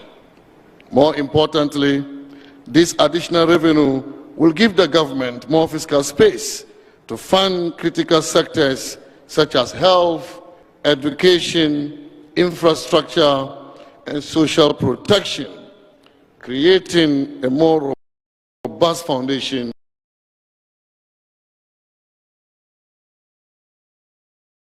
for long-term growth. Another benefit the CITIZENAPP brings is enhanced transparency in government transactions. We all recognize that transparency is the cornerstone of good governance. Citizens must have confidence that the money they pay in taxes, fees, and charges are being properly managed and used for the greater good of society. With the Citizen app, all government transactions will be fully traceable and accountable. This digital platform will allow us to track payments, services, and interactions in real time, greatly reducing the risk of financial mismanagement and corruption. This in turn will foster greater trust between the government and the people, which is a key ingredient in building a successful and thriving nation. The Citizen app is also aligned with our vision of ensuring that Ghana plays a leading role in the digital transformation of Africa. We are positioning ourselves as a forward-thinking nation, leveraging cutting-edge technology to improve governance, spur innovation, and promote economic growth. As we continue to modernize our public financial management systems, we are comfortable of numerous stakeholders. And I would like to take a moment to express my heartfelt gratitude to all of you. First, to His Excellency, the Vice President of the Republic of Ghana, for your visionary leadership and agenda of our country. Your commitment to building a digital Ghana has been unwavering, and today's launch of the Citizen app is testament to that dedication. It is on this note, I do not only wish you well in your campaign across the country, President Nana Addo Dankwa Akufo-Addo, but I also wish the people of Ghana that the days are coming, the days are coming, the days are coming, and very soon the days will come of that is developing and that is running very, very fast to catch the rest of the world that have already moved faster before us. And this will be done under your leadership. Your Excellency, let me also use this opportunity to wish you a happy birthday. To the Ministry of Finance, the Ghana Revenue Authority, the Bank of Ghana, and all other government agencies who have contributed to this groundbreaking project, thank you for your hard work, for your collaboration, and your relentless pursuit of excellence. Your efforts have culminated in a product that will serve as a model for digital government services, not only in Ghana, but across the continent. To our private sector partners and technology experts, we could not have achieved this without your expertise and innovation. The Citizen app reflects the best that public-private partnership can offer. And we are grateful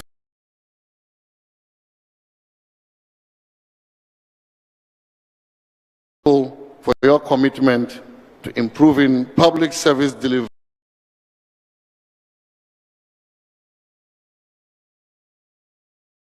in Ghana. Finally, ladies and gentlemen, to all the citizens of Ghana, this app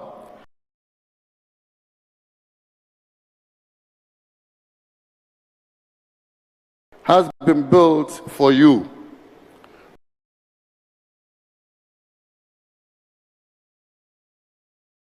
With your needs in mind, your participation is therefore critical to its success, and we encourage you to fully embrace this new tool. You should explore the many features of this tool and provide feedback to help us continue improving on it. The Citizen app is designed to make your interactions with the government easier, faster, and more convenient, and we are confident it will do just that. Ladies and gentlemen, as we look ahead to the future, I am filled with optimism about the impact that the Citizen app will have on our nation. By simplifying access to government services, improving revenue collection, and promoting transparency, the Citizen app is poised to transform the way we govern and manage our nation's finances. I look forward to seeing the tangible benefit this app will bring to our people and our country. And I'm confident that this marks the beginning of a new era of digital governance in Ghana. Thank you very much, and may the Almighty God bless our homeland, Ghana. We're grateful to you, the Honorable Dr. Mohammed Amin. Thoughts feed into digital and economic empowerment and the fiscal benefits to government. But I'm particularly touched by that prophetic closing, the day is coming. And so the day has finally come where we get to know the hands which have contributed to this initiative. We get to understand the real tangible benefits to our mother Ghana. And we're going to do this by viewing a video in 8 minutes. Please lend your attention to the screen for the... So that was the Finance Minister, Dr.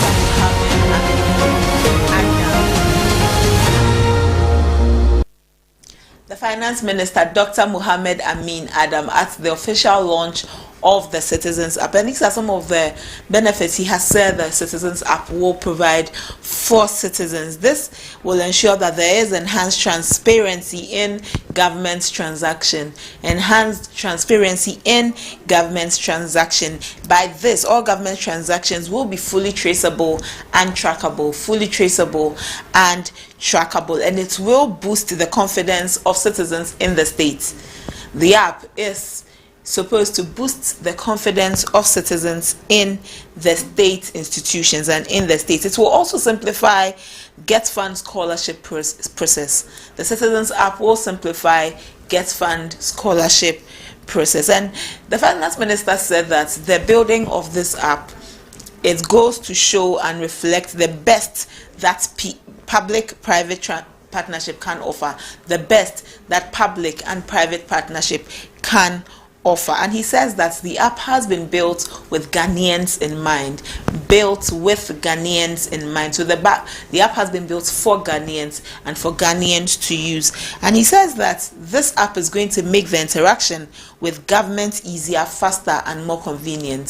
Citizens' interaction with government faster, easier, and more convenient. And finally, he says that the app is poised to transform the way governance is done and how finance is managed. Let's go back to the official launch of the Citizens app.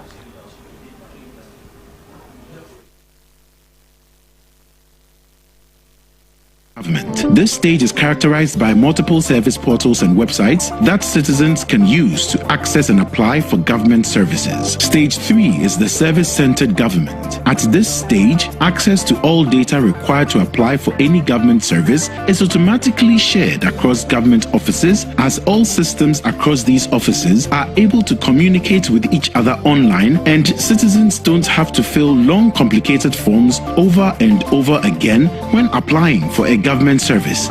And finally, stage 4 is the intelligent government. This is a stage achieved by the most developed countries around the world. At this stage, the government is able to use data from multiple services to plan, analyze, and deliver services that directly support its citizens. Since 2017, Ghana has been aggressively moving away from the analog or paper-based delivery of government services to upgrade to stage 2 and become a transactional government.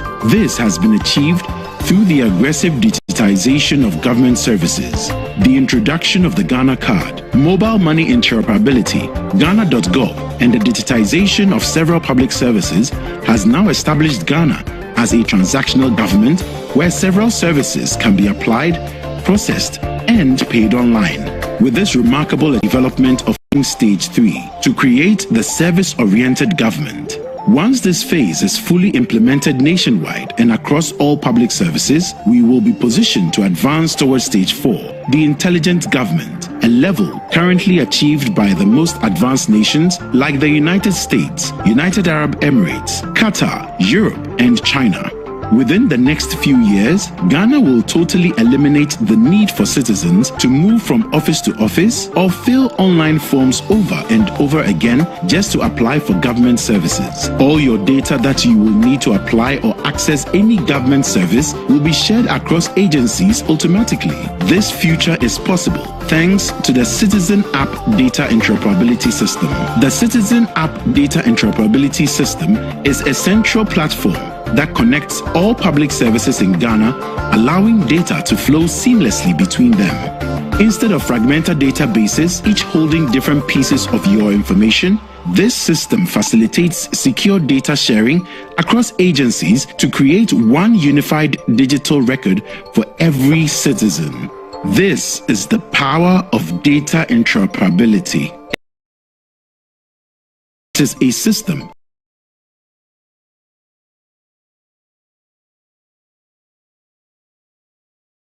where a single instance of a citizen's data can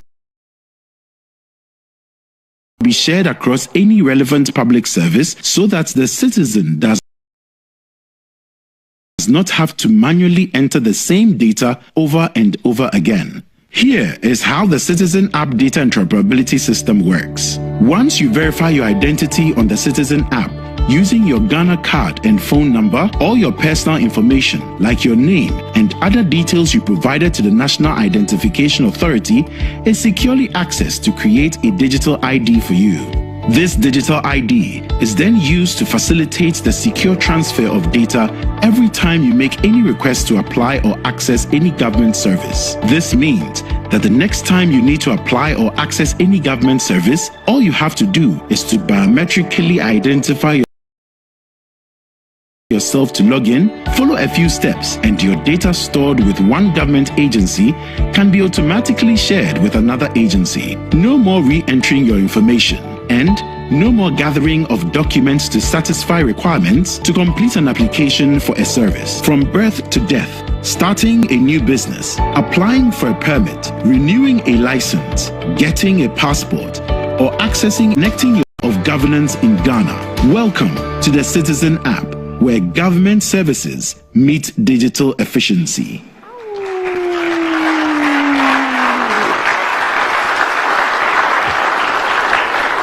And here to take us in depth into what this app can do, would you please make welcome Mr. Opoku Efriye Asante of the GRA.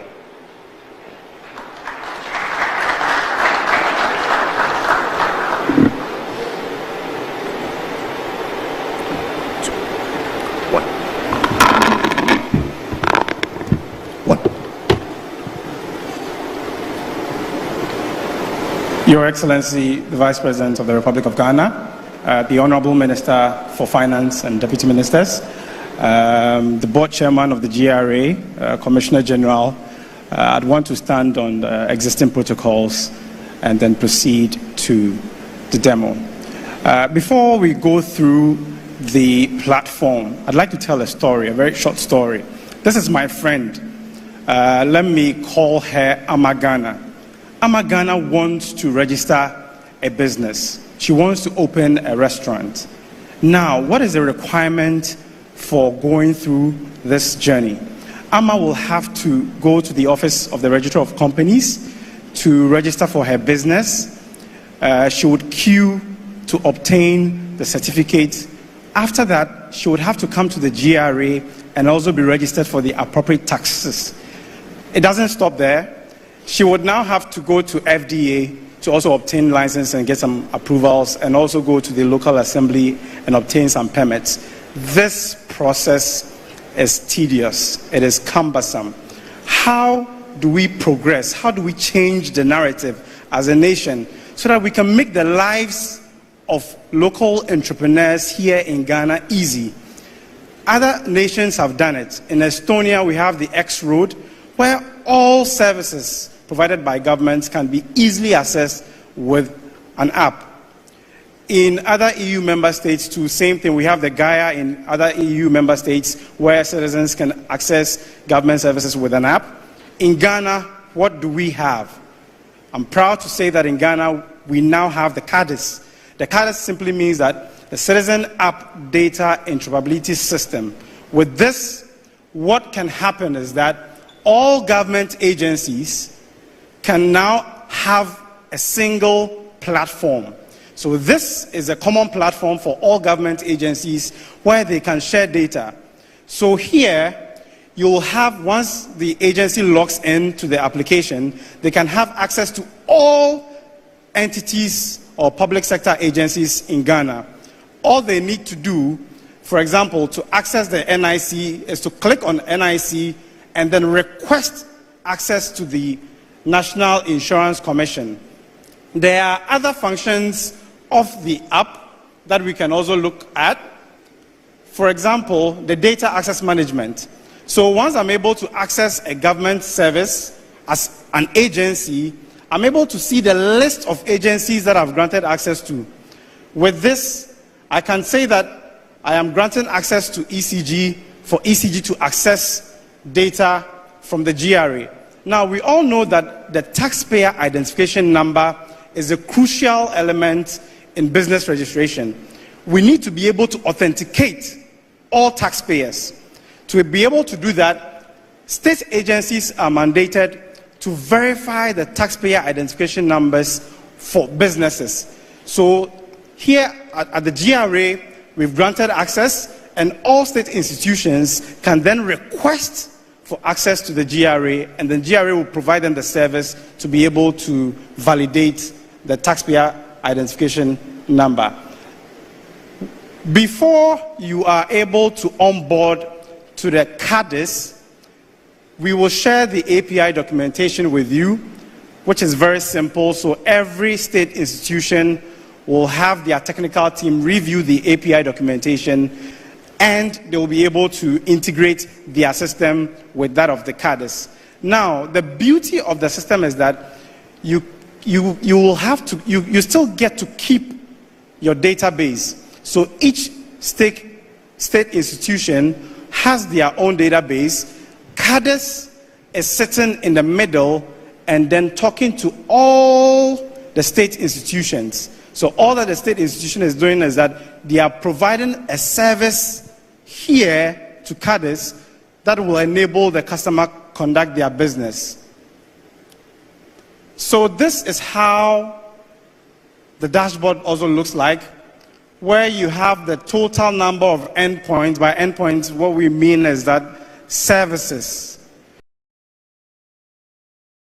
You have the total number of services. So GRA has quite a number of services: 10 registration, filing, payment. So the number of services a state institution has is displayed here. How many we've granted them access, how many institutions have we granted access to the platform will also be displayed. How many have we denied? All the statistics is displayed here. Now, this is the revolution. Before a citizen can have access to all the services as a state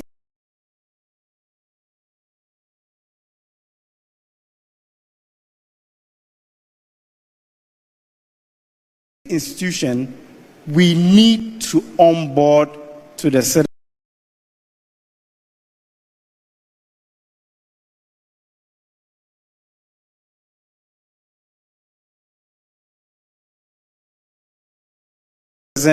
interoperability data system. It is very important that all state institutions onboard.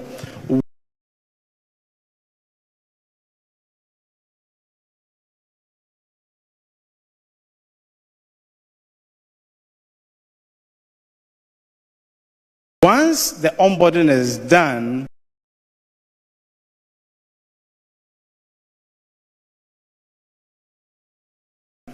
every citizen can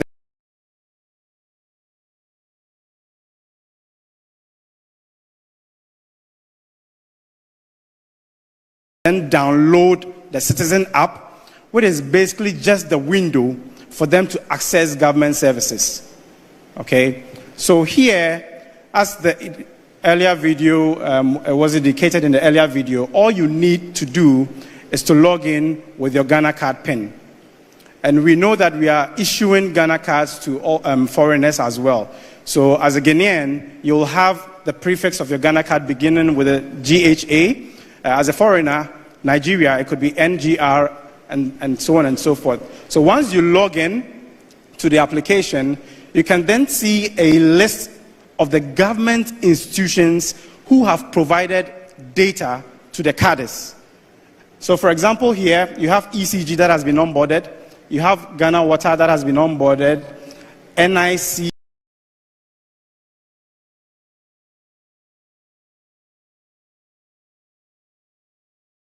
take it to you, and then you come here, you can then log in and then make payments for that ticket. So now you don't have to hassle and tussle with any police officer whenever or in the unlikely event that you are caught up. I'd just like to end the presentation here, and then following this meeting, we'll have other demonstrations. But the story of Amagana here is very crucial. We should have an enabling environment to allow entrepreneurs thrive. If the time within which they need to register business and then comply with certain regulations is so lengthy, they will be non-compliant. This is a proven fact. If we have CADIS, and now that CADIS has been launched, we are soliciting your support that every state institution should be able to onboard so that all the services that they provide to their customers can easily be accessed using the Citizen app by every Ghanaian or anyone doing business. This is a story of Amagana. This is a story of the digitalization process that this government has initiated. This is the future of technology. This is the future of innovation. Thank you very much.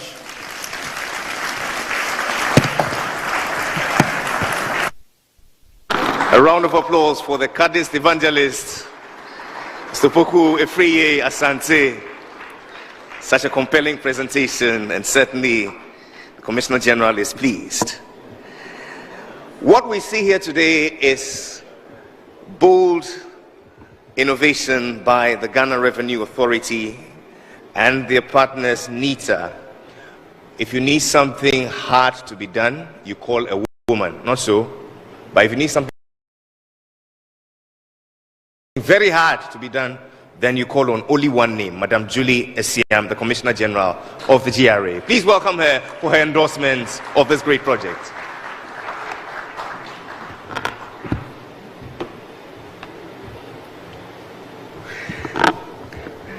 I think another round of applause for Opoku. Really, really, really.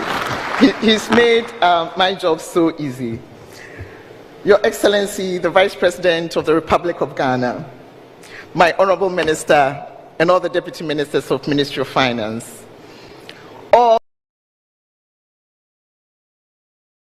esteemed honorables and dignitaries present here today, my board chairman and board members of the Ghana Revenue Authority, warm greetings to my GRA, my family, the Ghana Revenue Authority staff, fellow citizens, ladies and gentlemen.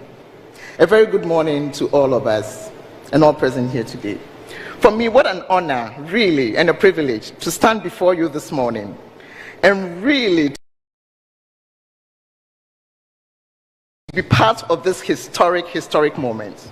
To be a witness to the launch of this groundbreaking innovation that we're witnessing here today.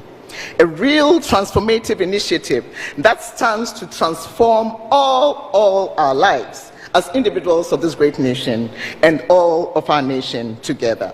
Ladies and gentlemen, what we have just seen is an innovation that leapfrogs our nation beyond that of our peer African countries, and one that puts us shoulder to shoulder with developed markets. How powerful, ladies and gentlemen. Today, I speak not only as the Commissioner General of the Ghana Revenue Authority, but as a citizen desirous of a future-proof technology that will transform the way that we all interact and transact businesses with all the actors of the economy. And Opoku has described it so beautifully. Revenue Authority, I've always taken great pride in the legacy of technological innovation and advancement of the GRA has steadily built over the years. It has been a legacy forged through determination of our revenue staff, foresight and unwavering belief that digital tools and smart technologies are not just conveniences, ladies and gentlemen, but it is the future. When we at GRA embrace digital transformation through initiatives like the Taxpayer Portal, it was with clear aim of changing the way GRA operates and interacts with the public. I am proud, ladies and gentlemen, to say that these steps have indeed been revolutionary, transforming our processes, enhancing transparency, and improving the experience of taxpayers across the nation. But today, I'm even more proud to say that the journey does not stop where we started. I have the privilege of continuing this strong legacy, a legacy built on foundation of technological progress, and one that I'm so deeply committed to advancing. Because for me, you see, this is not just about GRA's growth. It is about creating a GRA that is responsive to the evolving needs of the people that we all serve.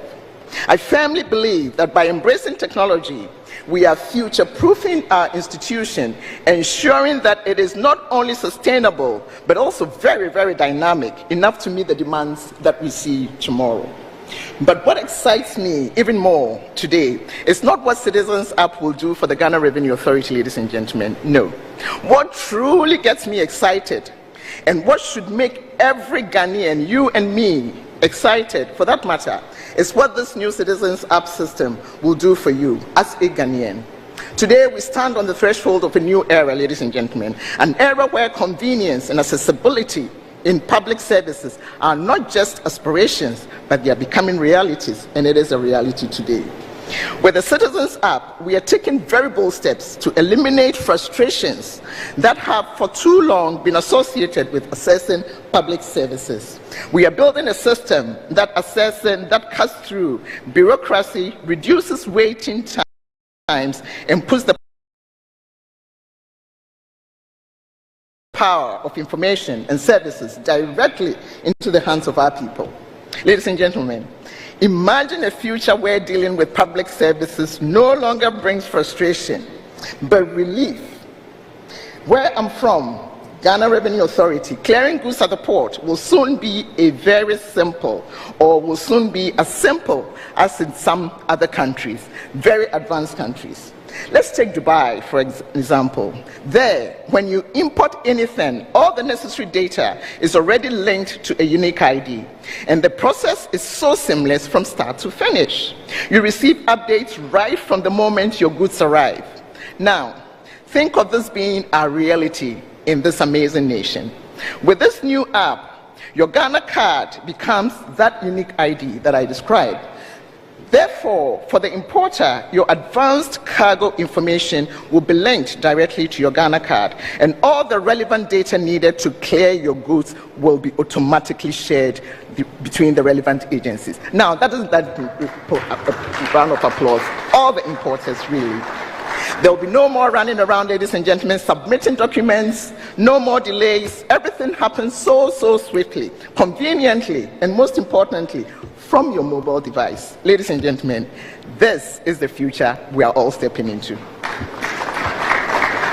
And really, it doesn't stop at clearing goods. Once your car has arrived, the next step, registration with the DVLA, will be so much easier than ever, thanks to the new CITIZENAPP. The data needed for registering your car will be DVLA and all other relevant bodies. It's a one-stop process. And if you need to insure your car, well, no problem. The system will automatically communicate with insurance companies, and if heaven forbid, your vehicle is involved in a small minor incident, we want to say small, not big, law enforcement will have immediate access to all the necessary information to ensure that the situation is handled so smoothly.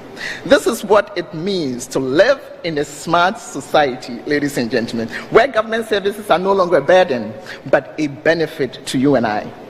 Now, We all know that taxes are not the most popular topic, but let's face it, one of the main reasons for people not liking or wanting to pay taxes is not because they don't want to pay the taxes, you see. It's because the process has historically been a bit difficult. But with Citizens App, that's about to change. Filing your taxes will become so as easy as tapping a few buttons on your phone, just your little mobile device. The data needed to file your taxes will be pulled from multiple agencies, so you don't have to chase down forms or go from office to office, from our TSC to our TSC, from the Register General, and from all those other sources. One single point of data access, and it is done. Now, the power of interoperability, this word I had to do a PhD in to actually say it, interoperability. And that's the power of this app will deliver, ladies and gentlemen, into your hands. Imagine how much easier and more efficient our tax system will become, and how much smoother your experience as a taxpayer will be. But ladies and gentlemen, as exciting as today is, what excites me even more is thinking about the future, is thinking about tomorrow. The potential of CADIS, this app, is immense and possibilities are just endless. We are entering a future where citizens will no longer be burdened by paperwork or bureaucratic delays or by endless frustration. Indeed, we will have a system that works for all of us, you and I, one that is built on convenience, efficiency, and accessibility. And really, that's what makes me proud of the moment that we're all witnessing today. So, as I indicated, from clearing goods from the port to registering vehicles, from filing taxes to applying permits, the Citizen App will touch every aspect of you and I, all our lives, in a way that reduces frustration and increases convenience. This is the kind of future that smart governments deliver for their people. And Honorable, all Excellency, everybody, all of you, you are doing it today. Ghana is leading the way, I must tell you.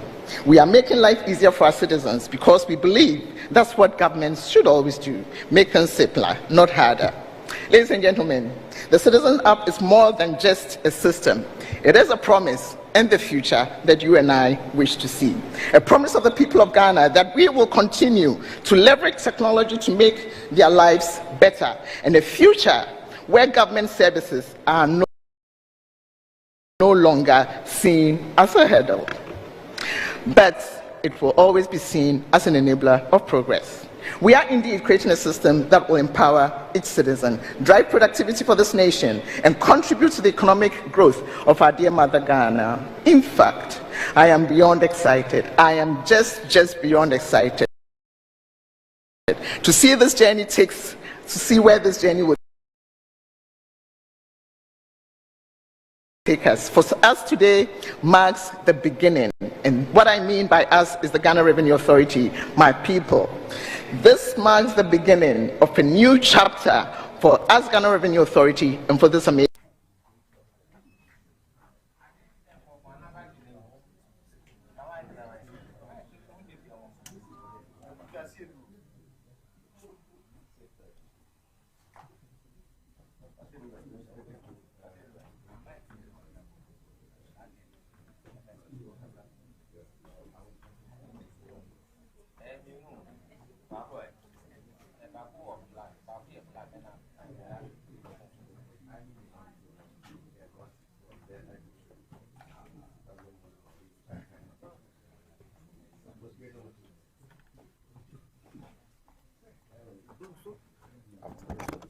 Hello.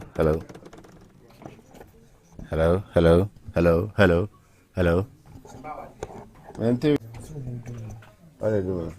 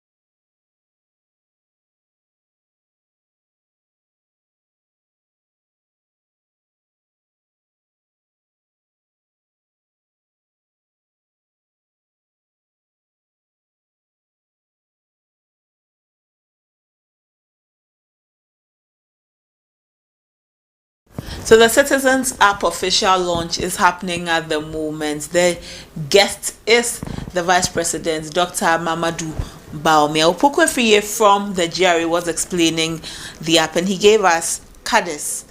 This is what encompasses the running of the app. It is Citizens App Data Interoperability System. This is a common platform for government agencies. To onboard so that they can have all of their data, their information there, so that there'll be a seamless generation of data between all of the agencies. So CADES is in the middle, and then all of the government institutions are around it. You onboard onto the platform. It is a common platform for government agencies, and it will make lives of the Ghanaians very easy. The Commissioner General for the Ghana Revenue Authority, Juliet Siam, spoke. She says that the Citizens App will eliminate frustrations in accessing public services. For her, she's particularly excited, and from her speech, you could tell her excitement about the Citizens App and then everything that it is supposed to achieve. She's particularly excited because it will eliminate frustrations in accessing public services, and it's a system that cuts through bureaucracy and reduces the waiting time and puts the power of information into the people's hands. So it cuts through bureaucracy and reduces waiting time. She says for importers, those importing goods into the country, this is what the Citizens App is going to do. It's going to create this. Advanced cargo, your advanced cargo as importers will be linked to your advanced cargo information, will be linked to your Ghana card, and with that, your relevant data for clearing your goods will be automatically shared with the relevant agency, so that you are not running around with paper. You're not running around to different places, different agencies, just to get some information or to be able to clear your goods. Your advanced data information will be linked to your Ghana card, and then the information will be, your relevant data will be shared with the agencies, the relevant agencies, so that your life is done, your life is easy. Let's go back to the official launch of the Citizens App. It also comments through sentiment analytics through these applications as well on policies and directives that we put out. I wouldn't belabor the use cases because I think Opoku did a great job of it. I was going to cite some of the use cases, but I think it's been done, and fairness of time, I would skip that. But as I reflect on the past 3 years of working on the development of this platform, what excites me the most is that Citizens App is built on the premise of data security and regulatory compliance. No longer would government agencies need to manually copy data into spreadsheets or share sensitive information through unsecure channels. We are ushering in a new level of connectivity that operates at the request of the citizen. Every piece of data is shared in compliance with our data protection regulations, ensuring that citizens' personal information is secured at all times. Ladies and gentlemen, let me emphasize that this is just the beginning. I'm incredibly proud of the work that we have done with our partners across government to bring the Citizens App to life. This system will benefit every Ghanaian by reducing bureaucracy, increasing transparency, and delivering real convenience. I want to take this moment to commend my team at NITA for their tireless effort, and I also wish to thank the leadership of GRA and all government agencies that played a part in making this vision a reality. A special thanks to His Excellency the Vice President and the President for their vision and unwavering commitment to making this happen. The political will to invest in digital transformation has been instrumental in bringing us to this point. And so, ladies and gentlemen, as we launch CADIS today, let us look to the future with excitement and optimism. We have taken a major step forward, and I have no doubt that the best is yet to come. Thank you very much for your time.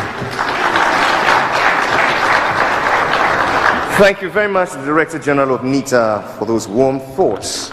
With excitement, they join us today as the Gen Zs, the men and women born before the turn of the millennium. Today, they find themselves in very profitable ventures solely dependent on technology.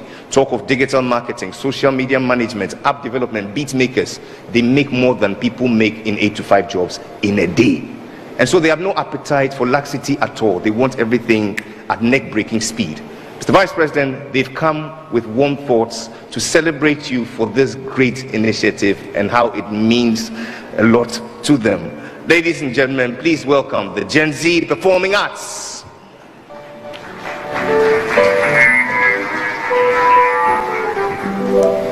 A leader's vision, a nation's pride. Dr. Bawumia by Ghana's side. Digitally connected, his dream unfolds. With CITIZENAPP, a brighter future told. Digitalization shines side by side, convenience at our fingertips now. Connects to global networks. Bring forth digitalization to where no boundaries share. Today, let's have. Through mobile money interoperability, you bridge the gap of financial literacy. The Ghana card, a symbol of pride, a national ID that Ghanaians can hide. Digital motor insurance, another feat, making lives easier in each digital beat. E-procurement, convenient and fair, a leader's commitment beyond compare. And now as elections approach, we look ahead. His vision for Ghana, our hearts are led. A brighter future where communities abound. Dr. Bawumia's leadership, where Ghana shine. As we honor you on this special day, we acknowledge your special leadership way, a path of progress that you have designed for us, a Ghana where we all can shine. In the annals of time, your name will stand as a leader who took Ghana's hand. Through the digital age, you paved the way for a brighter tomorrow starting today. Happy birthday, Vice President dear. May your leadership continue to bring us cheer. Ghana's progress, your legacy will tell. A shining star that guides us well. It is possible. Yes, it is. Now let's invite the man of the moment, Your Excellency. You're welcome. Thank you, sir.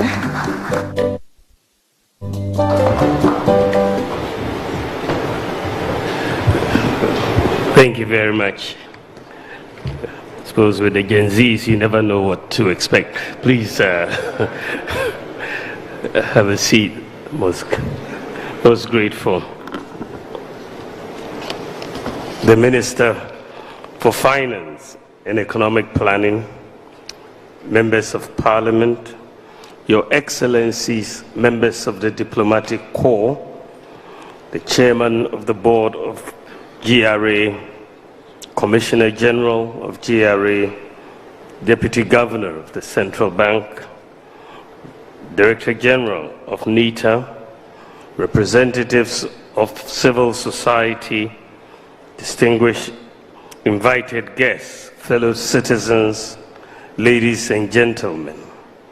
Today, I must say, it's a very happy day for me. It is my birthday, and I could not have wished for a bigger birthday present than the launch of the CITIZENAPP in Ghana.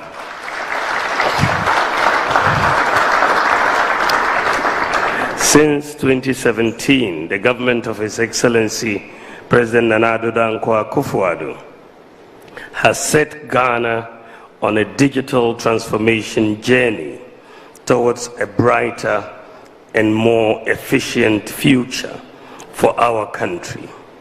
A future where technology empowers our citizens, strengthens our economy, creates opportunities, and offers a more responsive government for all Ghanaians.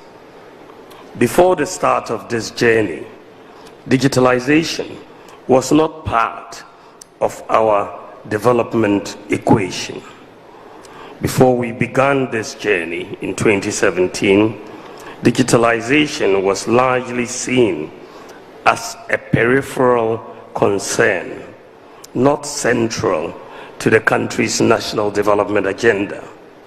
Several government agencies operated under traditional manual processes across critical sectors, which often led to inefficiencies, delays, and significant bottlenecks in service delivery. Government services, for instance, required long queues, multiple in-person visits, and frustrating paperwork. This analog approach to delivering public services not only slowed economic progress, but also stifled innovation and left large segments of the population with very limited access to essential services. At the time, there was minimal investment in building the digital infrastructure necessary to support widespread digital transformation, and technology was viewed more as an add-on rather than a core element of national economic strategy. Indeed, many people have even questioned why, as an economist, vice president would even become, the flag bearer of various digitalization efforts of the government of Ghana. I'm grateful that I don't have to answer these cynics anymore, because the answer is becoming more obvious every day.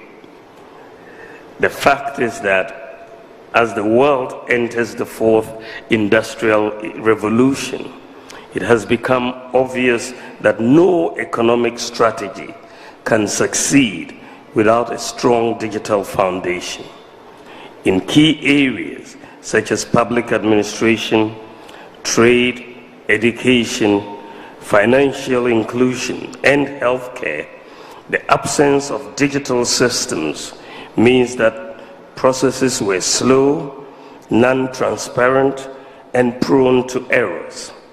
For example, vehicle registration involving numerous manual steps requiring citizens to physically visit multiple offices to complete the registration forms and so on. Businesses, particularly small and medium-sized enterprises, face similar hurdles in registering their operations, obtaining licenses, or even accessing financial services.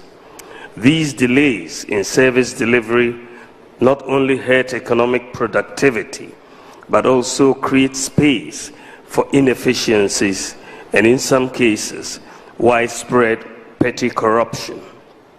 Furthermore, rural and underserved communities suffer the most under this analog system, as they are often excluded from the limited services that are concentrated in more urban communities.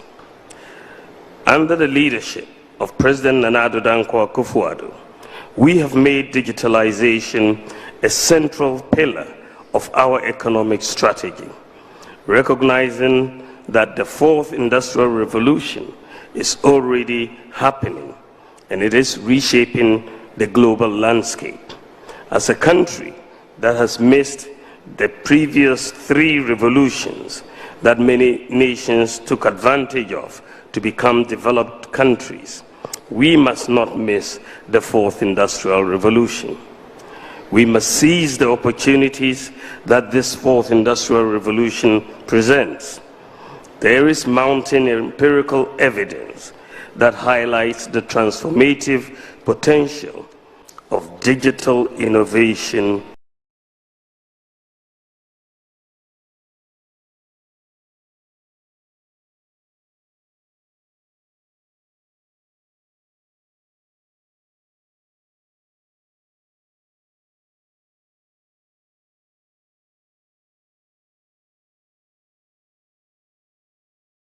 to create jobs, boost productivity, increase income levels, and foster wealth creation. Countries with robust economies experience faster growth, more innovative service offerings, and greater, or any government permit became difficult. The system was set up in a way that some public servants had no reason to want it to work properly. If the system didn't work, they could benefit financially because people would have to find other ways to get things done.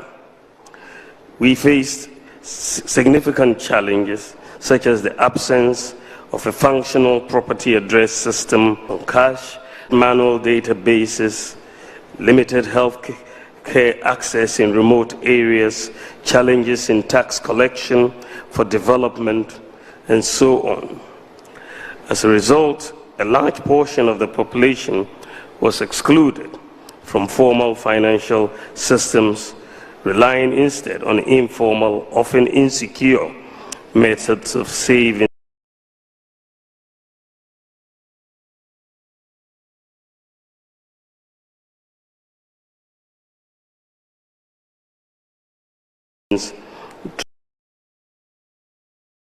Transferring money. We introduced mobile money interoperability to fill this particular gap. Ladies and gentlemen, since 2017, our goal has been not just to fix the old system, but to build a new one through digital transformation, a system that addresses all the problems that held us back from making progressive strides into the digital economy. We put in place many digital platforms like the Ghana card, the digital address system, mobile, universal digital agenda, and have by far been commendable. The current landscape for accessing government services is fragmented and disjointed. There are multiple systems operating separately to deliver essential services such as the renewal of national health insurance, job searches, tax filings, and many other services. Ghanaians had to access different platforms to do basic things, be it renewing their licenses or registering their businesses. So as we thought through, having put in place these different platforms, we thought through what was the next stage for Ghana in our digital transformation journey. We decided to pay a visit to Estonia because this is one of the most digitalized, if not the most digitalized economies or countries in the world. And we thought, well, before we take our next major steps, let us learn from the best in the world. So I led a team made up of the Minister for Finance, the GRA, the NITA, and the private IT companies and so on, that we all went to Estonia to get a good understanding of the system, how they became such a digital state. And as we talked to the President, Prime Minister, the tax authorities, the digital institutions, what became clear is that Ghana had made a lot of progress, but we had one missing link, and that was data interoperability amongst the different government agencies. That was the key missing link. In Estonia, they had this infrastructure called X Road. The X Road infrastructure was essentially what was linking the different government institutions, such that data access was seamless, and you had the once only principle. The once only principle meant with this interoperability, you only need to submit data once to the system. So once you've submitted data once, it can be accessed by the passport office, by the GRA, by the driver's license, by the insurance, by the business, business registration. The whole system will have access to that data. So you don't have to continue presenting the same data to different institutions. And this is the once only principle. And it makes things so easy. And I think that the explanation of how it works was so brilliantly done. And so we left Estonia knowing very well that this missing piece was what we needed to put in place to have the equivalent of the X Road that the Estonians had in Ghana. Very few countries in the world, in fact, have this type of a system. And we don't have a country in Africa with this type of a system. And so we've set together the task of putting in place this data interoperability system based around the Citizens App, and which is what we call the CADIS, so that you have this data interoperability system to bring it all together and make data exchange seamless and very quick and all of that. And we came back and have been on their case, GRA, NITA, and everybody else, Ministry of Finance, and we wanted to get this thing done this year. And frankly, I am amazed by the speed and with which this has been done. It's a huge job, and I want to really, really thank all of you. It's really, really fantastic. Really fantastic, and it tells me really that it is possible. I mean, this is done, it's a whole Ghanaian operation. It's completely Ghanaian operation. We've done it domestically, and we've been successful at it. It's been really, really something that I'm so proud of. The whole team. It's been a collaborative effort, and I cannot thank the Minister of Finance, Dr. Amin Anta. I think when we went to Estonia, Dr. Amin Anta and the GRA were the most excited because they saw revenue possibilities with this system. And I'm not surprised. I'm not surprised that after the presentation, GRA commissioner came and gave a hug to the person who presented. I think that she was looking to collect her money quickly, but I think that it's just amazing what has been done. What Ghana has done, many advanced countries have not yet done it. Many advanced countries have not yet done it. And so we are moving in a direction which has major opportunities. I mean, we are just now scratching the surface, but I think once the system comes in, doing business in Ghana would be very, very easy and smooth. Paying taxes will be very easy. Getting your passport will be very easy. Registering a business is very easy. You're going to make life easier for the citizens.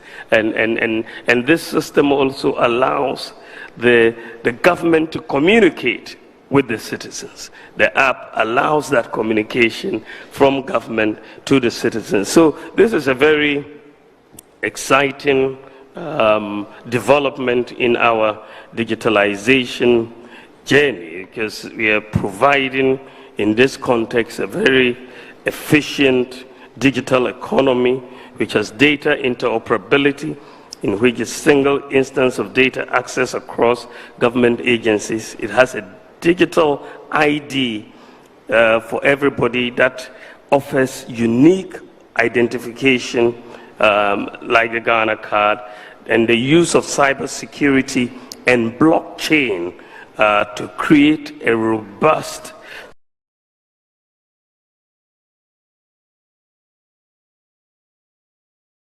system that protects citizens and government's data, as well as ensure secure transactions for government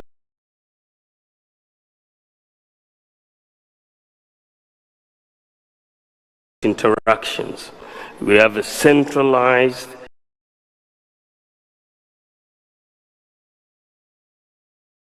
artificial intelligence database for improved government operations, and a single sign-on authentication where citizens only need one login for all government services. And through creating the Citizens App data interoperability system, we are creating a digital framework that links all government agencies and allowing the data to flow seamlessly.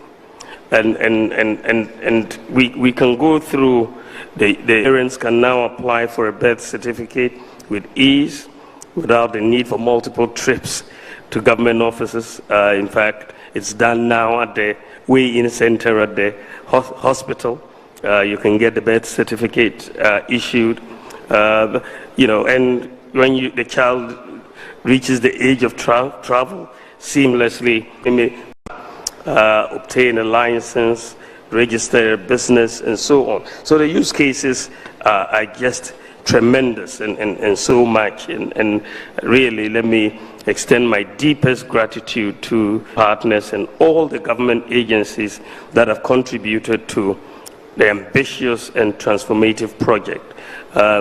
Basically, for all government institutions that have not yet onboarded, you must onboard. There's no question, no ifs and buts, everybody will be onboarded. We're creating just one, platform for everybody.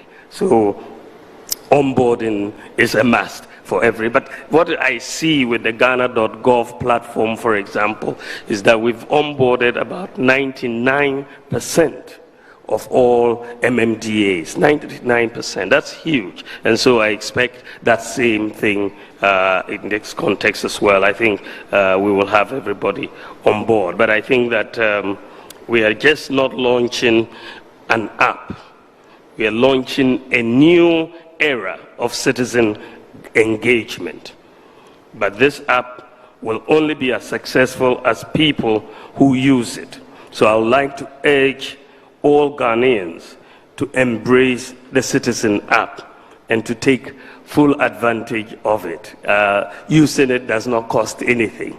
It just gives you so many opportunities to enhance your own requests from government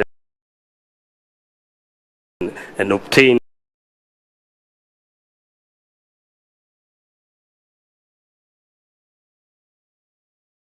them and so on. So whether you're renewing your passport, filling your taxes, looking for a job, just download it and give it a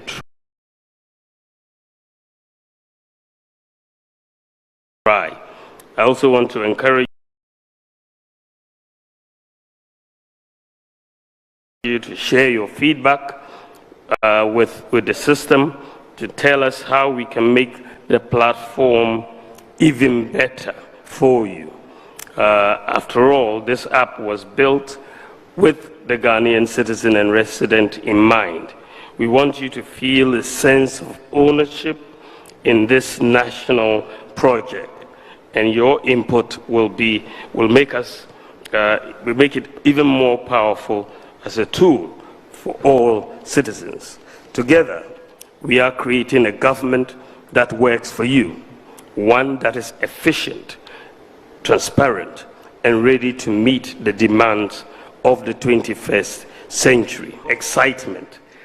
I declare the Citizens App duly launched. Thank you, and God bless you.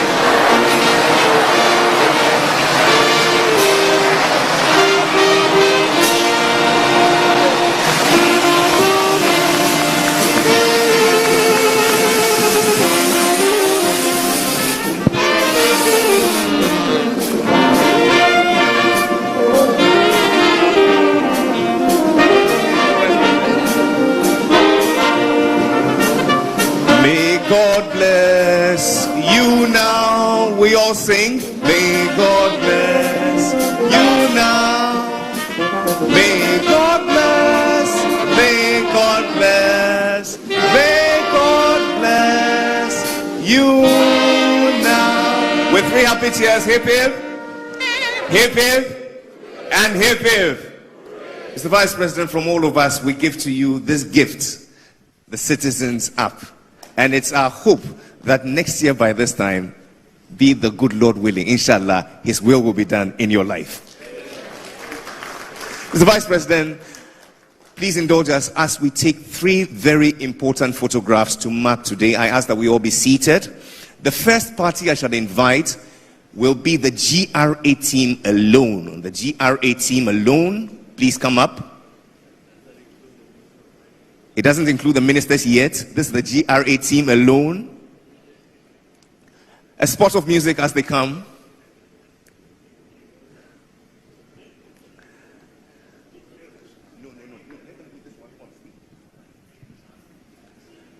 And it's not complete without the man of the match, Opoku.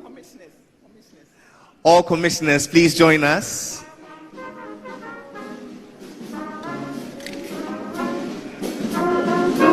This is just the GRA team.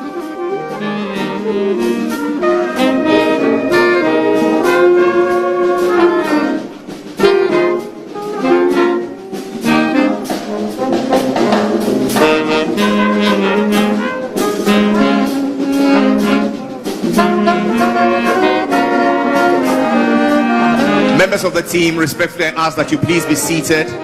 Mr. Vice President, Madam Commissioner General, Board Chair, Honorable Minister, I ask that we proceed to the base.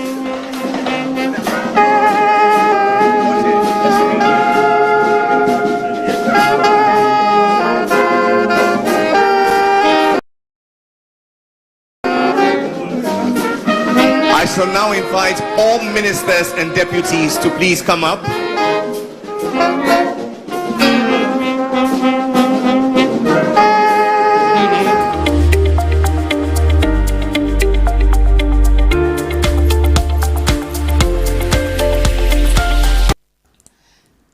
The Vice President of the Republic of Ghana, Dr. Mamadou Bawumia, has launched the Citizens App, the Citizens App. But before the launch, the Director for the National Information Technology Agency, NITA, Richard Otrifosu, said that the Citizens App will usher in a new level of connectivity that operates on the request of citizens. Remember that this app was done in collaboration with the GRA, the Ghana Revenue Authority, in collaboration with NITA, the National Information Technology Agency. Dr. Bawumia says that this app, the Citizens App, he could not have wished for a better birthday present than the launch of the Citizens App happening today. The launch has happened today on his 61st birthday, and he says he could not have wished for a bigger birthday present. He says that before 2017, digitalization was a peripheral concern to Ghanaian. It was not central to the country's national development agenda. Before the NPP government took power, Dr. Bawumia is saying that digitalization was just peripheral to Ghana's national development agenda until they came and made it central. And he says that no economic strategy can succeed without a strong digital foundation. He says that this answers why, as an economist, as someone who has a background in economy, he's so much on digitalization. He believes that no economic strategy can succeed without a strong digital foundation. And he says that this NITA is going to take care of the delays in service delivery. It's going to take care of all of the delays that we find in the service delivery of Ghanaians, and he says that it is a completely Ghanaian operations. It will be running on a completely Ghanaian operation. So the Citizens App has been launched. You would find more information on our website www.abcnewsgh.com. All of the conversation today will be there so that you can read for better understanding. But the Citizens App has been launched today. it is, like the GRA Commissioner General Julie Esiam said, she said that it is more than a system, it is a promise and a future.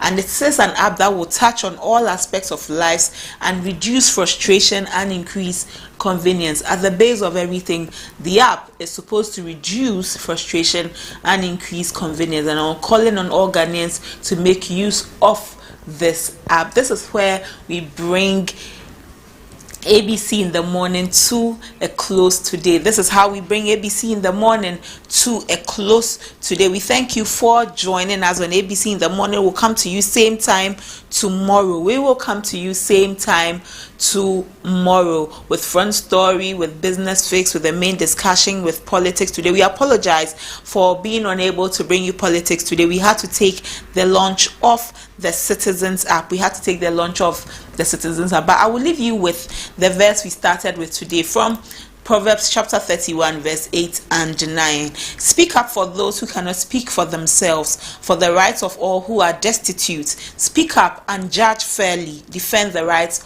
of the poor and the needy. It ties into our first conversation with the Archdiocese, the president of the Catholic Bishops' Conference. It ties into our conversation with him. He said that the pollution of our water bodies and our land, we need to speak up for it. We need to speak up for the pollution of our water bodies and our lands, because we do it for ourselves and we do it for our future. So speak up for those who cannot speak for themselves, for the rights of those who are destitute. If you find any situation that is an injustice is a situation of injustice, do well to speak up for the person who is being oppressed. We'll come to you same time tomorrow. I am Abuna Mante. Thank you for joining us on ABC in the morning.